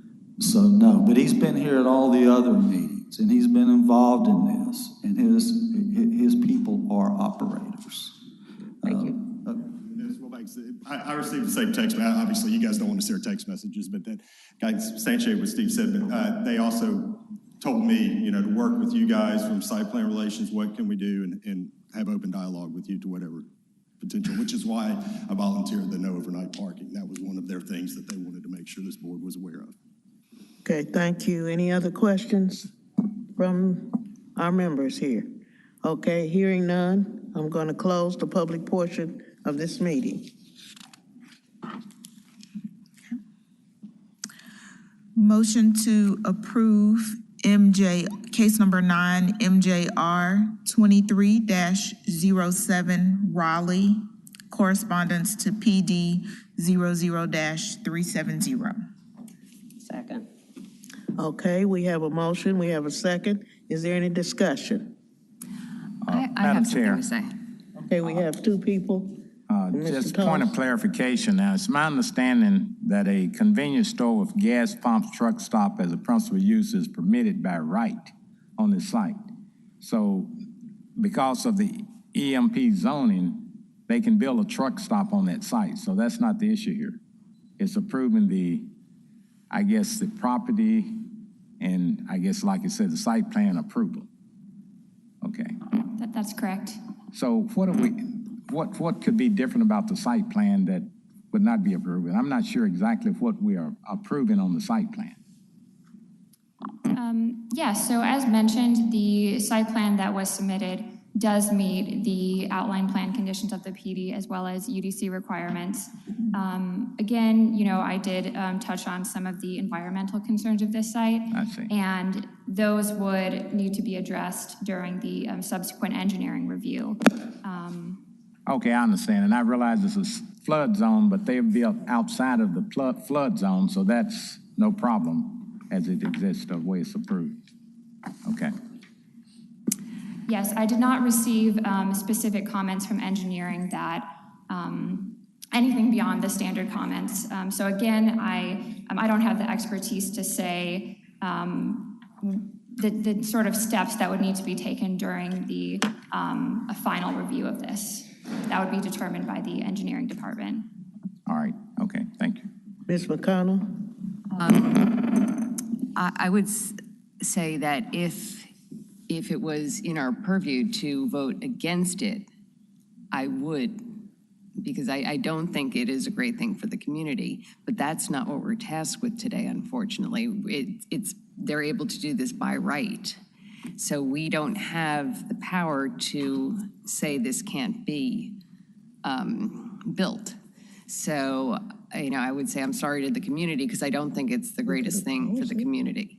But our hands are tied in this situation because it is by right that they can build this. We can only talk about the design of it, essentially. So, and I'm sorry about that. Madam Chair. Anybody else? Clarification, is it conditioned that there is no overnight truck parking? Is that part of the conditions of the PD? I know the applicant mentioned that. I don't recall, but I don't believe that is, I don't believe that's limited by the plan development conditions.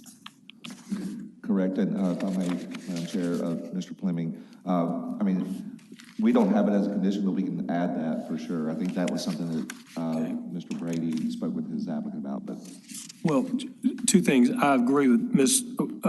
O'Connell that this is, we can only deal with what's before. So in that light, I would like to help the neighbors as much as I can if this project passes and offer an amendment that no overnight truck parking is allowed as part of the conditions of this PD or this approval.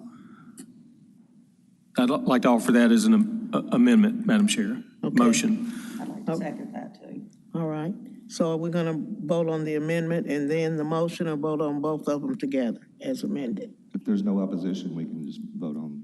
Both of them together? Okay. All right. Any other questions? Any other discussion? I'm sorry. Okay, hearing none, I assume we're ready to vote. All in favor say aye. Aye. Those opposed, nay. Motion carries. Thank you. We're now ready for number 10. Okay. Case number 10, MGR 23-08, Windike adjacent, correspondence to PD 08-305. major modification to revise a condition to allow signage greater than permitted at 7100 Winchester Road. Staff recommendation is approval with conditions. Thank you. Okay, is the applicant here? Is the applicant here? Yes. Okay. Yes, and Madam Chair. There's opposition, so we will hear the case. Where's the opposition? There's one person in opposition, McFarland. McFarland? I was so close to voting against that, but it's, times have changed in 20 years. Madam Chair, maybe we wait until the chamber clears a little bit so we can see who is left Okay. and see if we do have the opposition. Okay. Because if we have no opposition, we don't have to hear the case, right?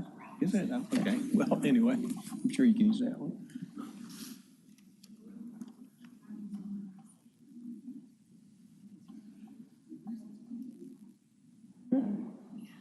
All the ladies are here. Madam Chair, I don't think there is opposition to the case. We have a card on opposition here. Is that person still here? McFarland, Alan F. McFarland. That person is not here, then we don't have to hear the case. We could just hear your presentation as the applicant. Is that correct?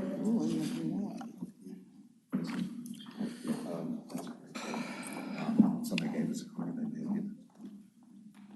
They probably left. Mhm. And then it's 2308. Okay.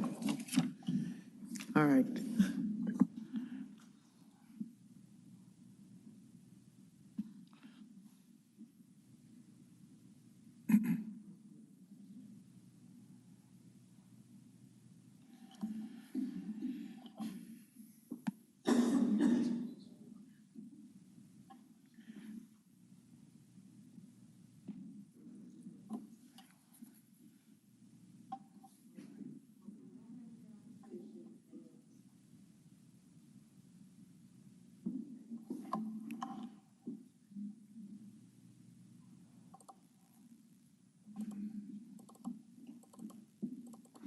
Okay, we have to wait for one of our members. We don't have a quorum. But we're not going to hear the case, and we'll hear the applicant if you have anything to say when she gets back. The press room's locked. Thank you, Madam Chair.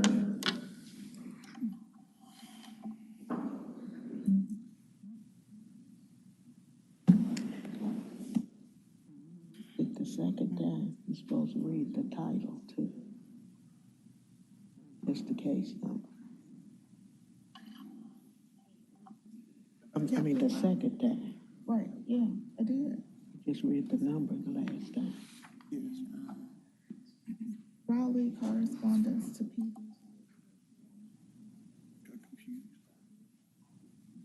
See what I'm talking about? It's on the sheriff. I can take mine. I just heard this. On number 9. In the wind I did you.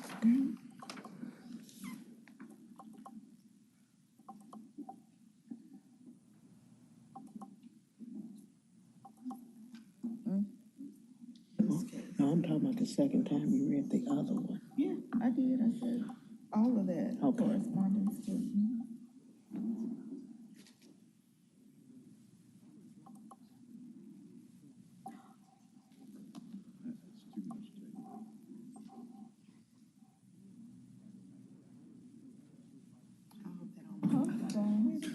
Yeah, it's 20 to 11, I think.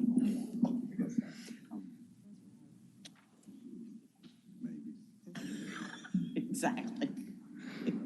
Wouldn't bother me in the least. How long we gonna be here?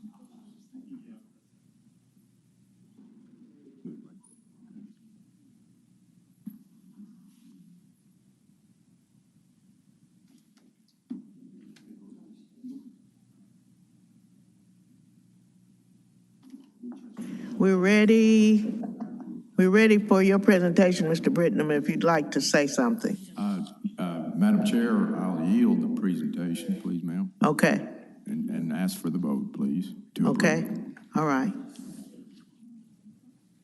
Okay, we're going to close the public portion of this meeting, and we're going to get the motion. Okay. Motion to approve case number 10, MJR 23-08, Wendyke adjacent, correspondence to PD 08-305. Second. Okay, we have a motion, we have a second. Is there any discussion? Is there any discussion? Okay, hearing none, I assume we're ready to vote. All in favor, say aye. Aye. Those opposed, nay. Motion carries. Thank you very much.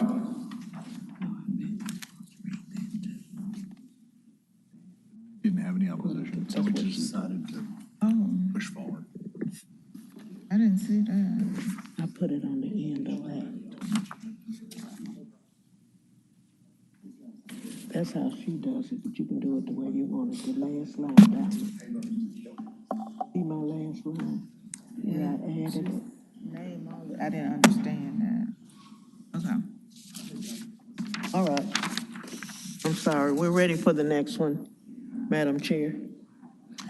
Okay, case number 20, S23-18, Berclair, two-lot major commercial subdivision at 5099 Old Summer Road. Staff recommendation is approval with conditions. Okay. Is there any opposition? Okay, we do have opposition. We'll hear the case. Right here in my face. I didn't see. Thank you, Madam Chair. Kendra Cobbs, Division of Planning and Development. So this is a subdivision request. It's a two-lot major subdivision request located at 5099 Old Summer Road. And this is in the employment zoning district. And I'm going to have to lead you all off of the staff report.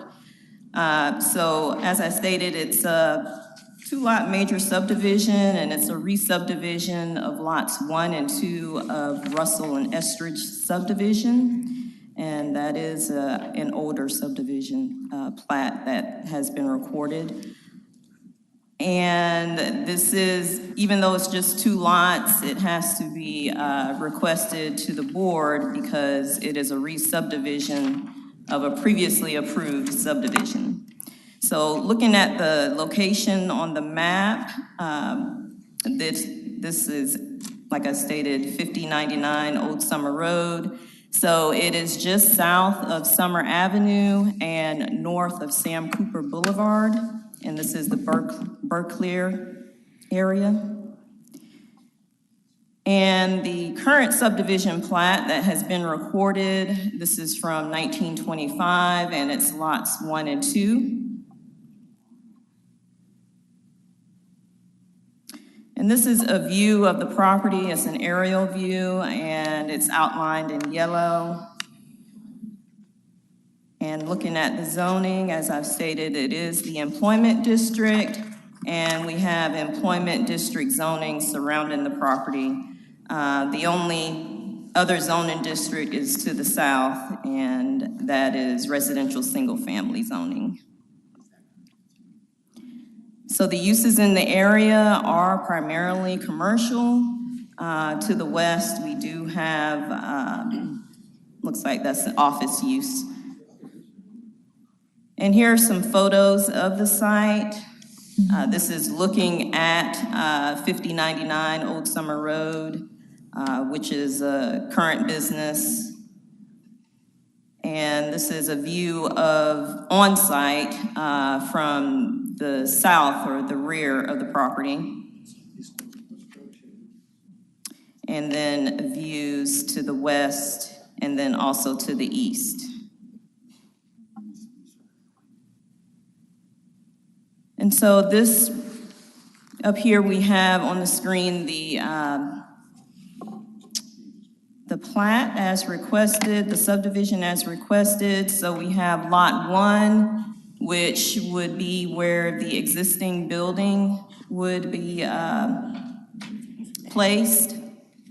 And then Lot 2, and they're both over 1 acre.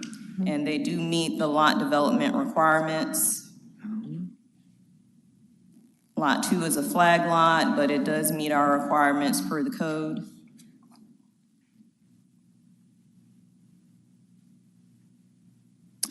And to conclude, as stated, this is a re-subdivision of lots 1 and 2 of Russell and Estridge subdivision.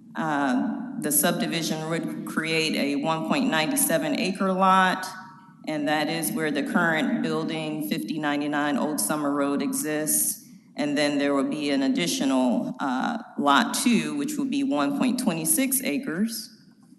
And the subdivision is compatible with the character and development of the neighborhood, and it conforms to the requirements of our Unified Development Code.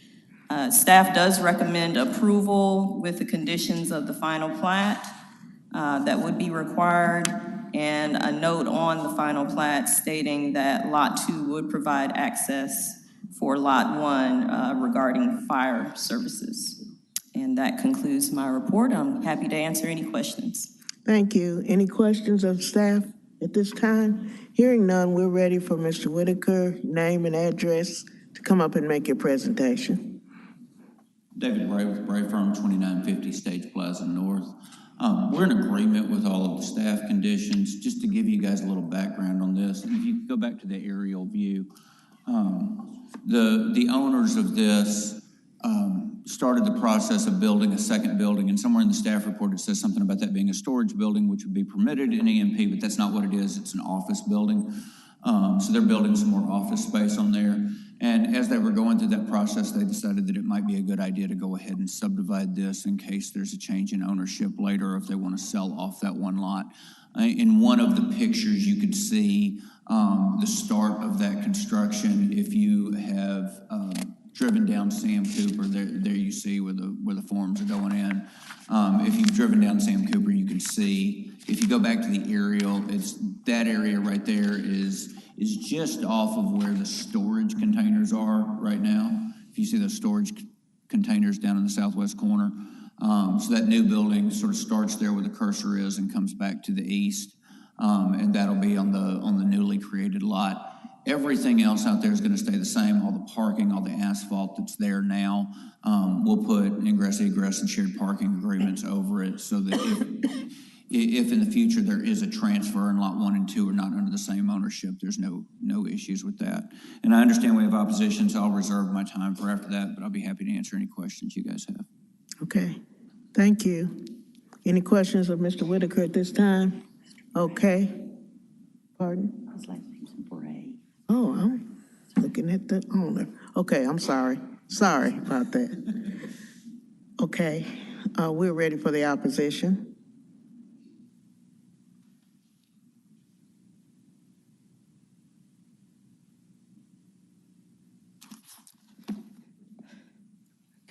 Thank you for allowing me to speak. My name is Ambarish Kishani, 6054 Cascade Hill Road. We are a neighbor of this property and at east side with a movie theater. It's been there since 1970. We received the letter for this hearing last Thursday, exactly 1 week ago today. We did contacted Ms. Kendra Cobbs and told them we are in a position, and told them our attorney will represent us. And I sent that letter and our reasoning to our attorney, Thomas Buckner of Epperson Crump Law. We have dealt with them for many years, and on Monday, they run the check, said they have a conflict with Mr. Whitaker. So they recommend me to couple other names. I have been communicating. Those lawyers on a Tuesday were in a court. They called me Wednesday, that means yesterday, and asked me if I can go and ask for extension so they can study before they can represent me. So I'd like to request a month extension so my lawyer can represent my company. There are some serious issues. Okay, thank you. Any questions you have? Just could you quickly summarize one issue that you have with this? I'm not a lawyer. I'd rather have a lawyer put it in legal terms than I can do it. Okay. All right, thank you. Is there any other, we have one other card, Berlene Carter. Berlene Carter. So I'm assuming she's gone. There's no more opposition? Okay, we're gonna give the applicant, Mr. Bray, a chance for a rebuttal. And/or anything you want to say. You got a lot of time. Thank you. I'll defer to the board's judgment on the request. We're more than happy to try and work with the neighbor in any issues that we have. I know that there was a shared parking agreement that went back. That parking agreement expired in 2019. According to the owners, if you're familiar with this business, a portion of the building is offices, a portion of the building is a nightclub. So there's parking during the day, there's parking at night. There may be some shared parking from the movie theater overlapping into our parking lot at night. That's not a concern. We don't have any plans to fence it. It's, if you've been out there, it's all one sea of asphalt. This was developed at a different time and sort of done that way. And I have a text from the owner this morning saying they have no problem if they're using that parking. So we'd be happy to address any issues if we knew what the issues were. So that's all I have. I'll be happy to answer any questions. Any other questions of Mr. Bray? Just a quick question. Is there any, I mean, these are all private issues that we don't deal with that this gentleman is talking about, but is there any zoning overlap with parking, shared parking between all these users as part of the, is this a plan? This isn't a planned development, but is there any shared parking? Not that I am aware of, but a part of the subdivision plat, since this two-lot subdivision, it is stated that there will be shared access and parking for lots 1 and 2 for this subdivision. Okay, so, but it does, beyond that, that's all that it states? If I may, Yes. When this plat was done, that was not normal. If it had been done, 30 years later, yes, there would be shared parking for all of these businesses, but that was not done at that time. So it seems to me these are just legal issues that are running with the land that you two gentlemen need to get. I don't know how we're going to vote up or down, but whatever, y'all just need to figure that out it's outside of the purview of this board. Okay. I mean, that's my take on it. Okay. Is that right? Yeah. Is that right? Okay. All right. Thank you. Any other questions we have of either the applicant or the opposition? Okay, hearing none, I'm going to close the public portion of this case, and I'm assuming we're ready to vote, so we need a motion. Motion to approve case number 20S23-18, Berklayer. Second. Okay. I have a second. Is there any discussion? Is there any discussion? Yeah, just so I'm clear, they are able to work it out legally amongst themselves because no matter how we vote, it really doesn't affect what goes on between the two. Is this correct? Okay, just to be clear. Thank you. Any other discussion? Hearing none, I assume we're ready to vote. All in favor say aye. Aye. Those opposed, nay. Motion carries. Next case. It's number 26, SUP 23-08, Orange Mound, special use permit to allow vehicle repair in the commercial mixed use -1 CMU-1 zoning district at 2292 Park Avenue. Staff recommendation is rejection. Thank you. So the applicant is here, and I see one opposition. Is that correct? Just a rejection. It's a rejection. Oh, okay, all right. We still need, no. Okay, thank you. Good morning, Seth Thomas with the Office of Planning and Development, or Department of Planning and Development. So the case for us is a special use permit to allow vehicle repair in a CMU1 zoning district. Here's a location of the property. It's in Castalia Heights. It's on the north side of Park Avenue, in between Bruce Street and Sample Street. The property is outlined in yellow. Here's the zoning map. The surrounding zoning is a mixture of RU1, CMU, single family duplexes, and then commercial. And that's reflected in this land use map. As you can see, the red is commercial, the yellow is single family, and the brown is multifamily. This is the proposed site plan. As part of this special use permit approval request, the applicant is proposing to add some landscaping along the street frontages, as well as getting rid of some of the existing accessory structures that surround the site, particularly on the Bruce Street side. Here are some site photos. This is the view of the subject property from Bruce Street and Park Avenue facing northeast. Here's a view of the subject property from Park Avenue facing north. And then this is a view of the subject property from Sample Street and Park Avenue facing northwest. So in conclusion, the applicant is seeking a special use permit to allow the use of vehicle repair in a CMU1 zoning district. This property has been operating as a tire shop through legal nonconformity and is seeking the special use permit to increase the amount of business they can conduct.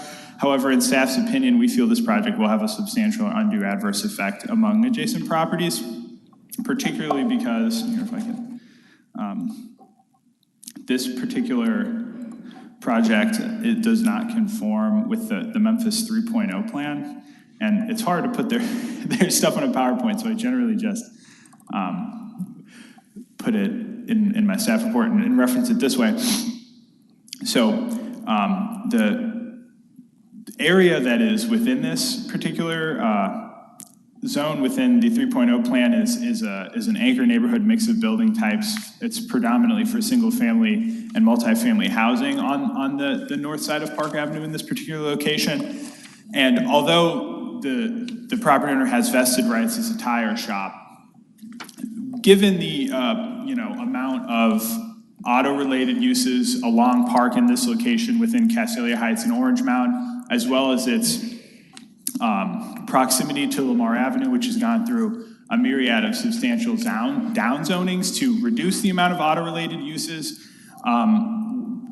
We're recommending rejection on this because we feel that it would sort of be in bad faith to go against the amount of work that we've been trying to do to reduce auto-related uses, and that the continuation or the allowing of auto repair is something we consider a more intense use than tire repair, right? So this is engines, transmissions, stuff like this would have an adverse effect along this Park Avenue frontage, and given some of the vacancies that exist in there, would potentially encourage further auto-related uses going on in that Park Avenue location, which we feel is a detriment to the neighborhood. So we're recommending rejection. However, if staff, if approved, we're recommending the following conditions. No window signage on the front facade, the existing signage being brought into conformity with the current sign code requirements.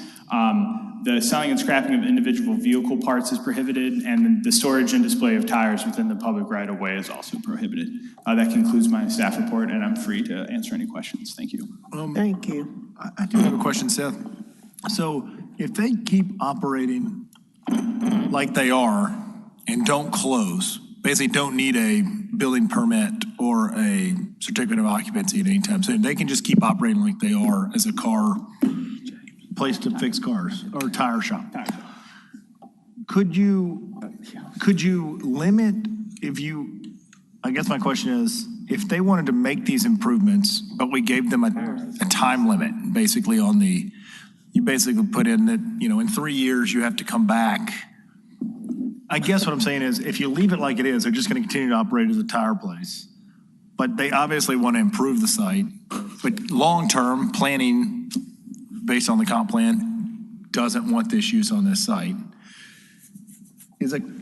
I don't know. I want to know your thoughts about whether you should just say no and let them continue to operate, or put it on some sort of timeline. Like, we'll give you 3 years. You make the improvements, you come back. It's a tough one for me because, they do have vested rights to be a tire shop. And the improvements that are being proposed would be a good thing. It's just, it's hard for us to go against a lot of the work that comprehensive planning is doing with their small area planning and stuff like that. Given that this is a special use permit, it sort of limits our ability to do that sort of sunsetting sort of thing. And it doesn't limit sunsets, but there isn't a final plat that's required or something like that would really lock that sort of thing in. Gotcha. Since a special use permit is really more use-based, but there does exist a world in which we could maybe condition this for like a sunset of, let's say, a year and a half or 2 years. It gets approval from council, and they would basically be required to come back to the land use control board and say, hey, this is what the site looks like now. We followed these things that we're proposing in our site plan, and it gives us a little bit of wiggle room, but it doesn't require a plat, right? Which is really a governing document that solidifies stuff. But that is certainly an option. And given the complexity of sort of the issue here with the vested rights, but it being, kind of going against comp planning, maybe that would be a nice middle ground to allow this man to keep operating his business, and we still get a little bit of control and to see, an improvement made to the site, which unfortunately is not in great shape as it currently exists. Right. Thank you for your opinion, sir. Yep. Okay. Any other questions? Okay, hearing none, we're ready for presentation if you so desire. Would you like for me to be Mr. Whitaker again, or do you want me to? I want you to be whoever I want you to be. All right, well, this time I'll be David Bray with the Bray Firm, 2950 State Plaza North. I'm going to step aside and let Mr. Gill make my presentation because you went exactly where I was going to go. Okay. Give you a little history on this. The applicant here, and I'll let him speak in just a second, when he purchased this piece of property, it had been abandoned for a while. It was as typical in abandoned properties in I forgot how you described it, Seth, a less than great streetscape would be that current stretch of road. It had been used as a drug house. He came in, he is permitted for a tire shop, cleaned it up, but was not under the provisions of the UDC to provide the landscaping and things like that. What he has discovered at this point is that just being a tire shop is not generating enough income. So probably the option is, if you guys say no today, probably the option is this will end up shutting down and go back to being abandoned, which also doesn't serve Memphis 3.0 until at some point somebody else comes in with a plan to do something with this. We had a very robust neighborhood meeting with a lot of the neighbors who thought that it was an application for a new repair shop in the area. They did not realize until they got to the meeting that this was the existing shop that's been there for a while. They've been good neighbors. Yes, it's commercial use fronting out on a major road, with residential behind it. They've had some issues, but they've worked through those with the neighbors. And as you can see, we don't have the neighbors here today. They're not fighting us. They were in agreement. Once they saw the site plan, they were excited about the landscaping to come in and a change in the look of the site. So if you compare that plan right there to the current aerial view, this would be a significant difference. No, it's not Memphis 3.0. Yes, it is an improvement, and we would be amenable to some sort of sunset. Maybe I'm a little aggressive. I'd ask for 5 years because it's going to cost a little bit to come in there, tear out asphalt, put in landscaping, change the fencing. In an area that's already a marginal business use for him right now, and trying to get it to a viable business use, which is the whole reason we're making this request. So I'll step aside and let him speak, and then we'll be happy to answer any questions that you guys have. Okay. Name and address, please. Good morning. My name is Carlos Alberto, and my address is 1160 Bradbury Drive, Memphis, Tennessee, 38122. I really like to have the opportunity to speak to you guys. This is a family business, and I started this tire shop like 5 years ago. And when I came to this shop, I had my sons, going to school for mechanics. So my plan was to build this shop, whenever they finish school, so they can help me out and build this shop. And if you see the pictures on the left side of the property, it used to be a house there that it got on fire December last year. And because of the house, this past 4 years, we make no money. I mean, I was paying the bill out of my pocket, and, I went to the point that I wanted to quit because I have no money. Unfortunately, the neighborhood is, a lot of crime, but the house is not there no more. Somebody, got on fire, the house. And now I have the chance to make my shop look good, look beautiful for the community. And I believe the neighbors need me at that place because since I got there, I changed a lot of families because of my people that work in this shop. So I want to have the opportunity to continue doing the business, for me and my family and the community. Any questions? Any questions? Okay, hearing none. Thank you. Thank you. All right. No more questions? Okay, we're going to close the public portion of this meeting. Need a motion? Motion to approve case number 26, SUP 23-08, Orange Mound. Second. Okay, is there any discussion? Is there any further discussion? I'd like to propose that, because I feel like, not to just go against planning, but I feel like you're on the fence about this too, that I'd rather see a guy improve a property, give him a timeline that, look, we know that the comp plan is great and it's a nice arrow. It's aspirational, but the market's the market. And I would much rather see this fellow improve his shop and he comes back and I'm fine with 5 years. And so I don't know how to propose that properly, but I'd like to know if the council, the rest of the members are open to that idea of approving with a 5-year sunset. I like that idea. Yeah. Else? Everybody's in agreement? Okay, we will, want to add that as an amendment If or there's no what? opposition, then we can add that as a condition. But I'd also like to point out that the neighborhood's not here protesting this guy's Yeah. improvements. You obviously do make a difference in your neighborhood. We've seen how many neighbors will show up over things that to me mattered a lot less. So you obviously are doing a good job in your neighborhood. And you're amenable to that condition? Yes. Okay. All right, no further discussion? I assume we're ready to vote? All in favor say aye. Aye. Those opposed, nay. Motion carries. Thank you. Okay, we have another rejection here. Okay, case number 27, SUP 23-09, Orange Mound adjacent. Special use permit to allow auto sales in the commercial mixed use -1 CMU-1 zoning district at 2961 Lamar Avenue. Staff recommendation is rejection. Okay, and we have the applicant and his representative here. I don't see any opposition. We'll go ahead and hear the case.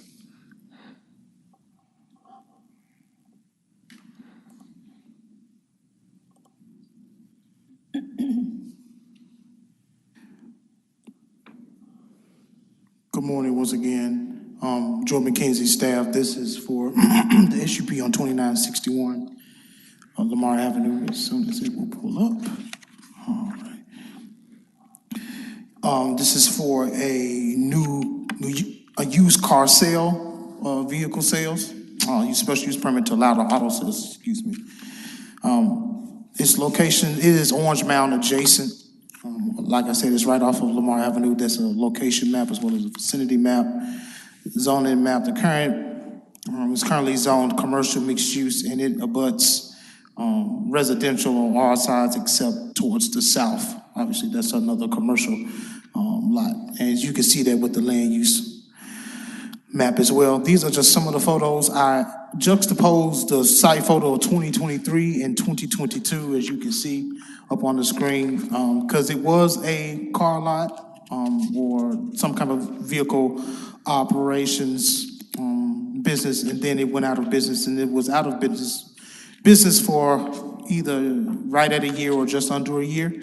I also put some other additional photos looking south and north of the saying subject property, as well as across the street. This is a site plan of that corner. Memphis 3.0, it is not compatible. Memphis 3.0 analysis suggests that it is not compatible with the proposed land uses as well as the current land uses. And it says consistent, but it's not consistent. I apologize. The applicant is seeking a special use permit to allow for auto sales with commercial mixed use one zoning.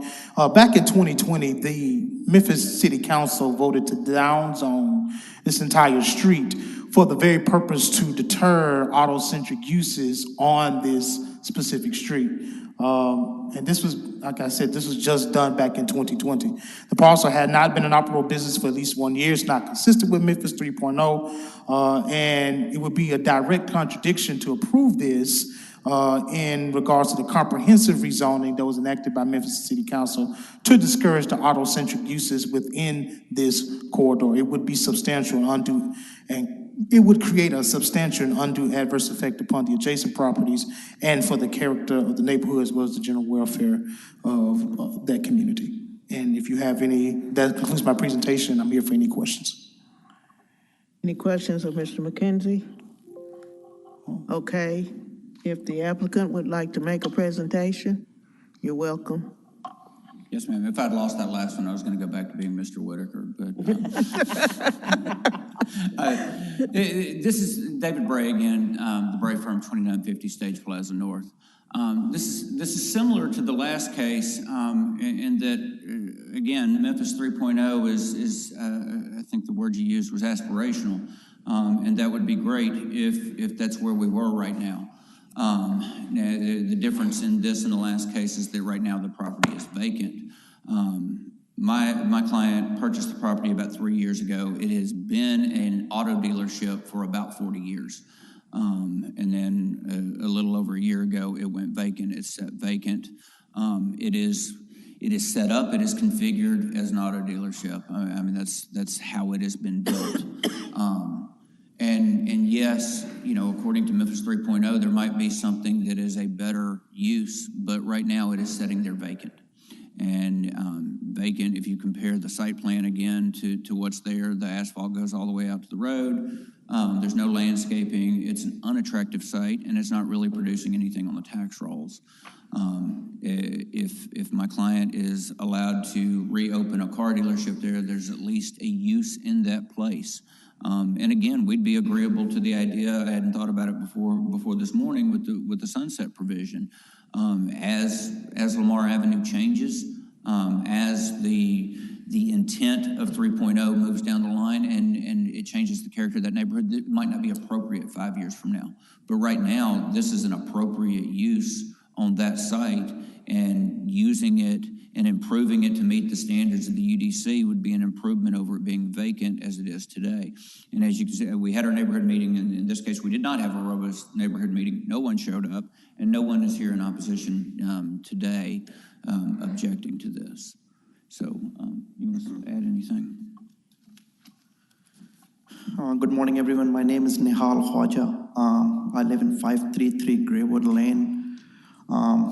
Original owner opened that car dealership, Hillstop Motors, back in 1981. He was running the business since 1981 until 2017-18 when he died. I want to reopen. His daughter approached me last year, and she wanted to reopen the car dealership and do the same business again.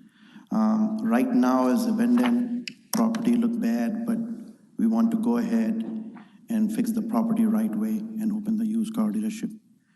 I believe it's going to bring some job opportunities in the neighborhood. Thank you. Thank you. Any questions? You have any questions of the applicant? I have a question for staff. Similar to the last case, what are your personal feelings about this lot being vacant versus 3.0? Well, let me say this, from a personal standpoint, we have an opportunity here that we didn't have at the other one. Number one, this is a corner lot. And as you know, streets, communities, corridors are built off the corners. I think it's appropriate that we try, if Memphis City Council and the community is interested in discouraging auto-centric uses along this corridor, if there is not a prime opportunity to show where the city stands, it is this one. It is literally smack in the middle of that corridor. It is a prime example of what City Council does not want. And I understand that right now it doesn't have a use. Well, that's the point. It doesn't have a use. So let's give a fighting chance for something else to work on this corner. There's a plethora of things that could be done in this corner. There's a health clinic, a pocket park, a retail restaurant, a mixed use, anything could add some longevity and some health benefits. It could be what, I'm gonna use some planning language here, a third place, right? Where we're fighting in our communities to create spaces of cohesion and community and social interaction. The owner developer has an opportunity to create that for this community. And I think it would be disingenuous, even though they're not here, it would be disingenuous to the community to not at least give it a chance. And I don't think a car lot is giving it a fighting chance. I just don't. And so on top of it being Memphis 3.0, I'm thinking about long term. And if we're going to take the opportunity to show what we are about as a city, I think this is where we stand, starting with this corridor. Your point's well taken. Thank you, Mr. McKenzie. Any other discussion? Any other questions? Okay, hearing none, I'm going to close the public portion of this case, of this particular number. Can we get a motion? Motion to approve case number 27, SUP 23-09, Orange Mound adjacent. Thank you. Okay, we have a second. Is there any discussion? Is there any discussion? Do we need an individual vote or do we need an all-together vote?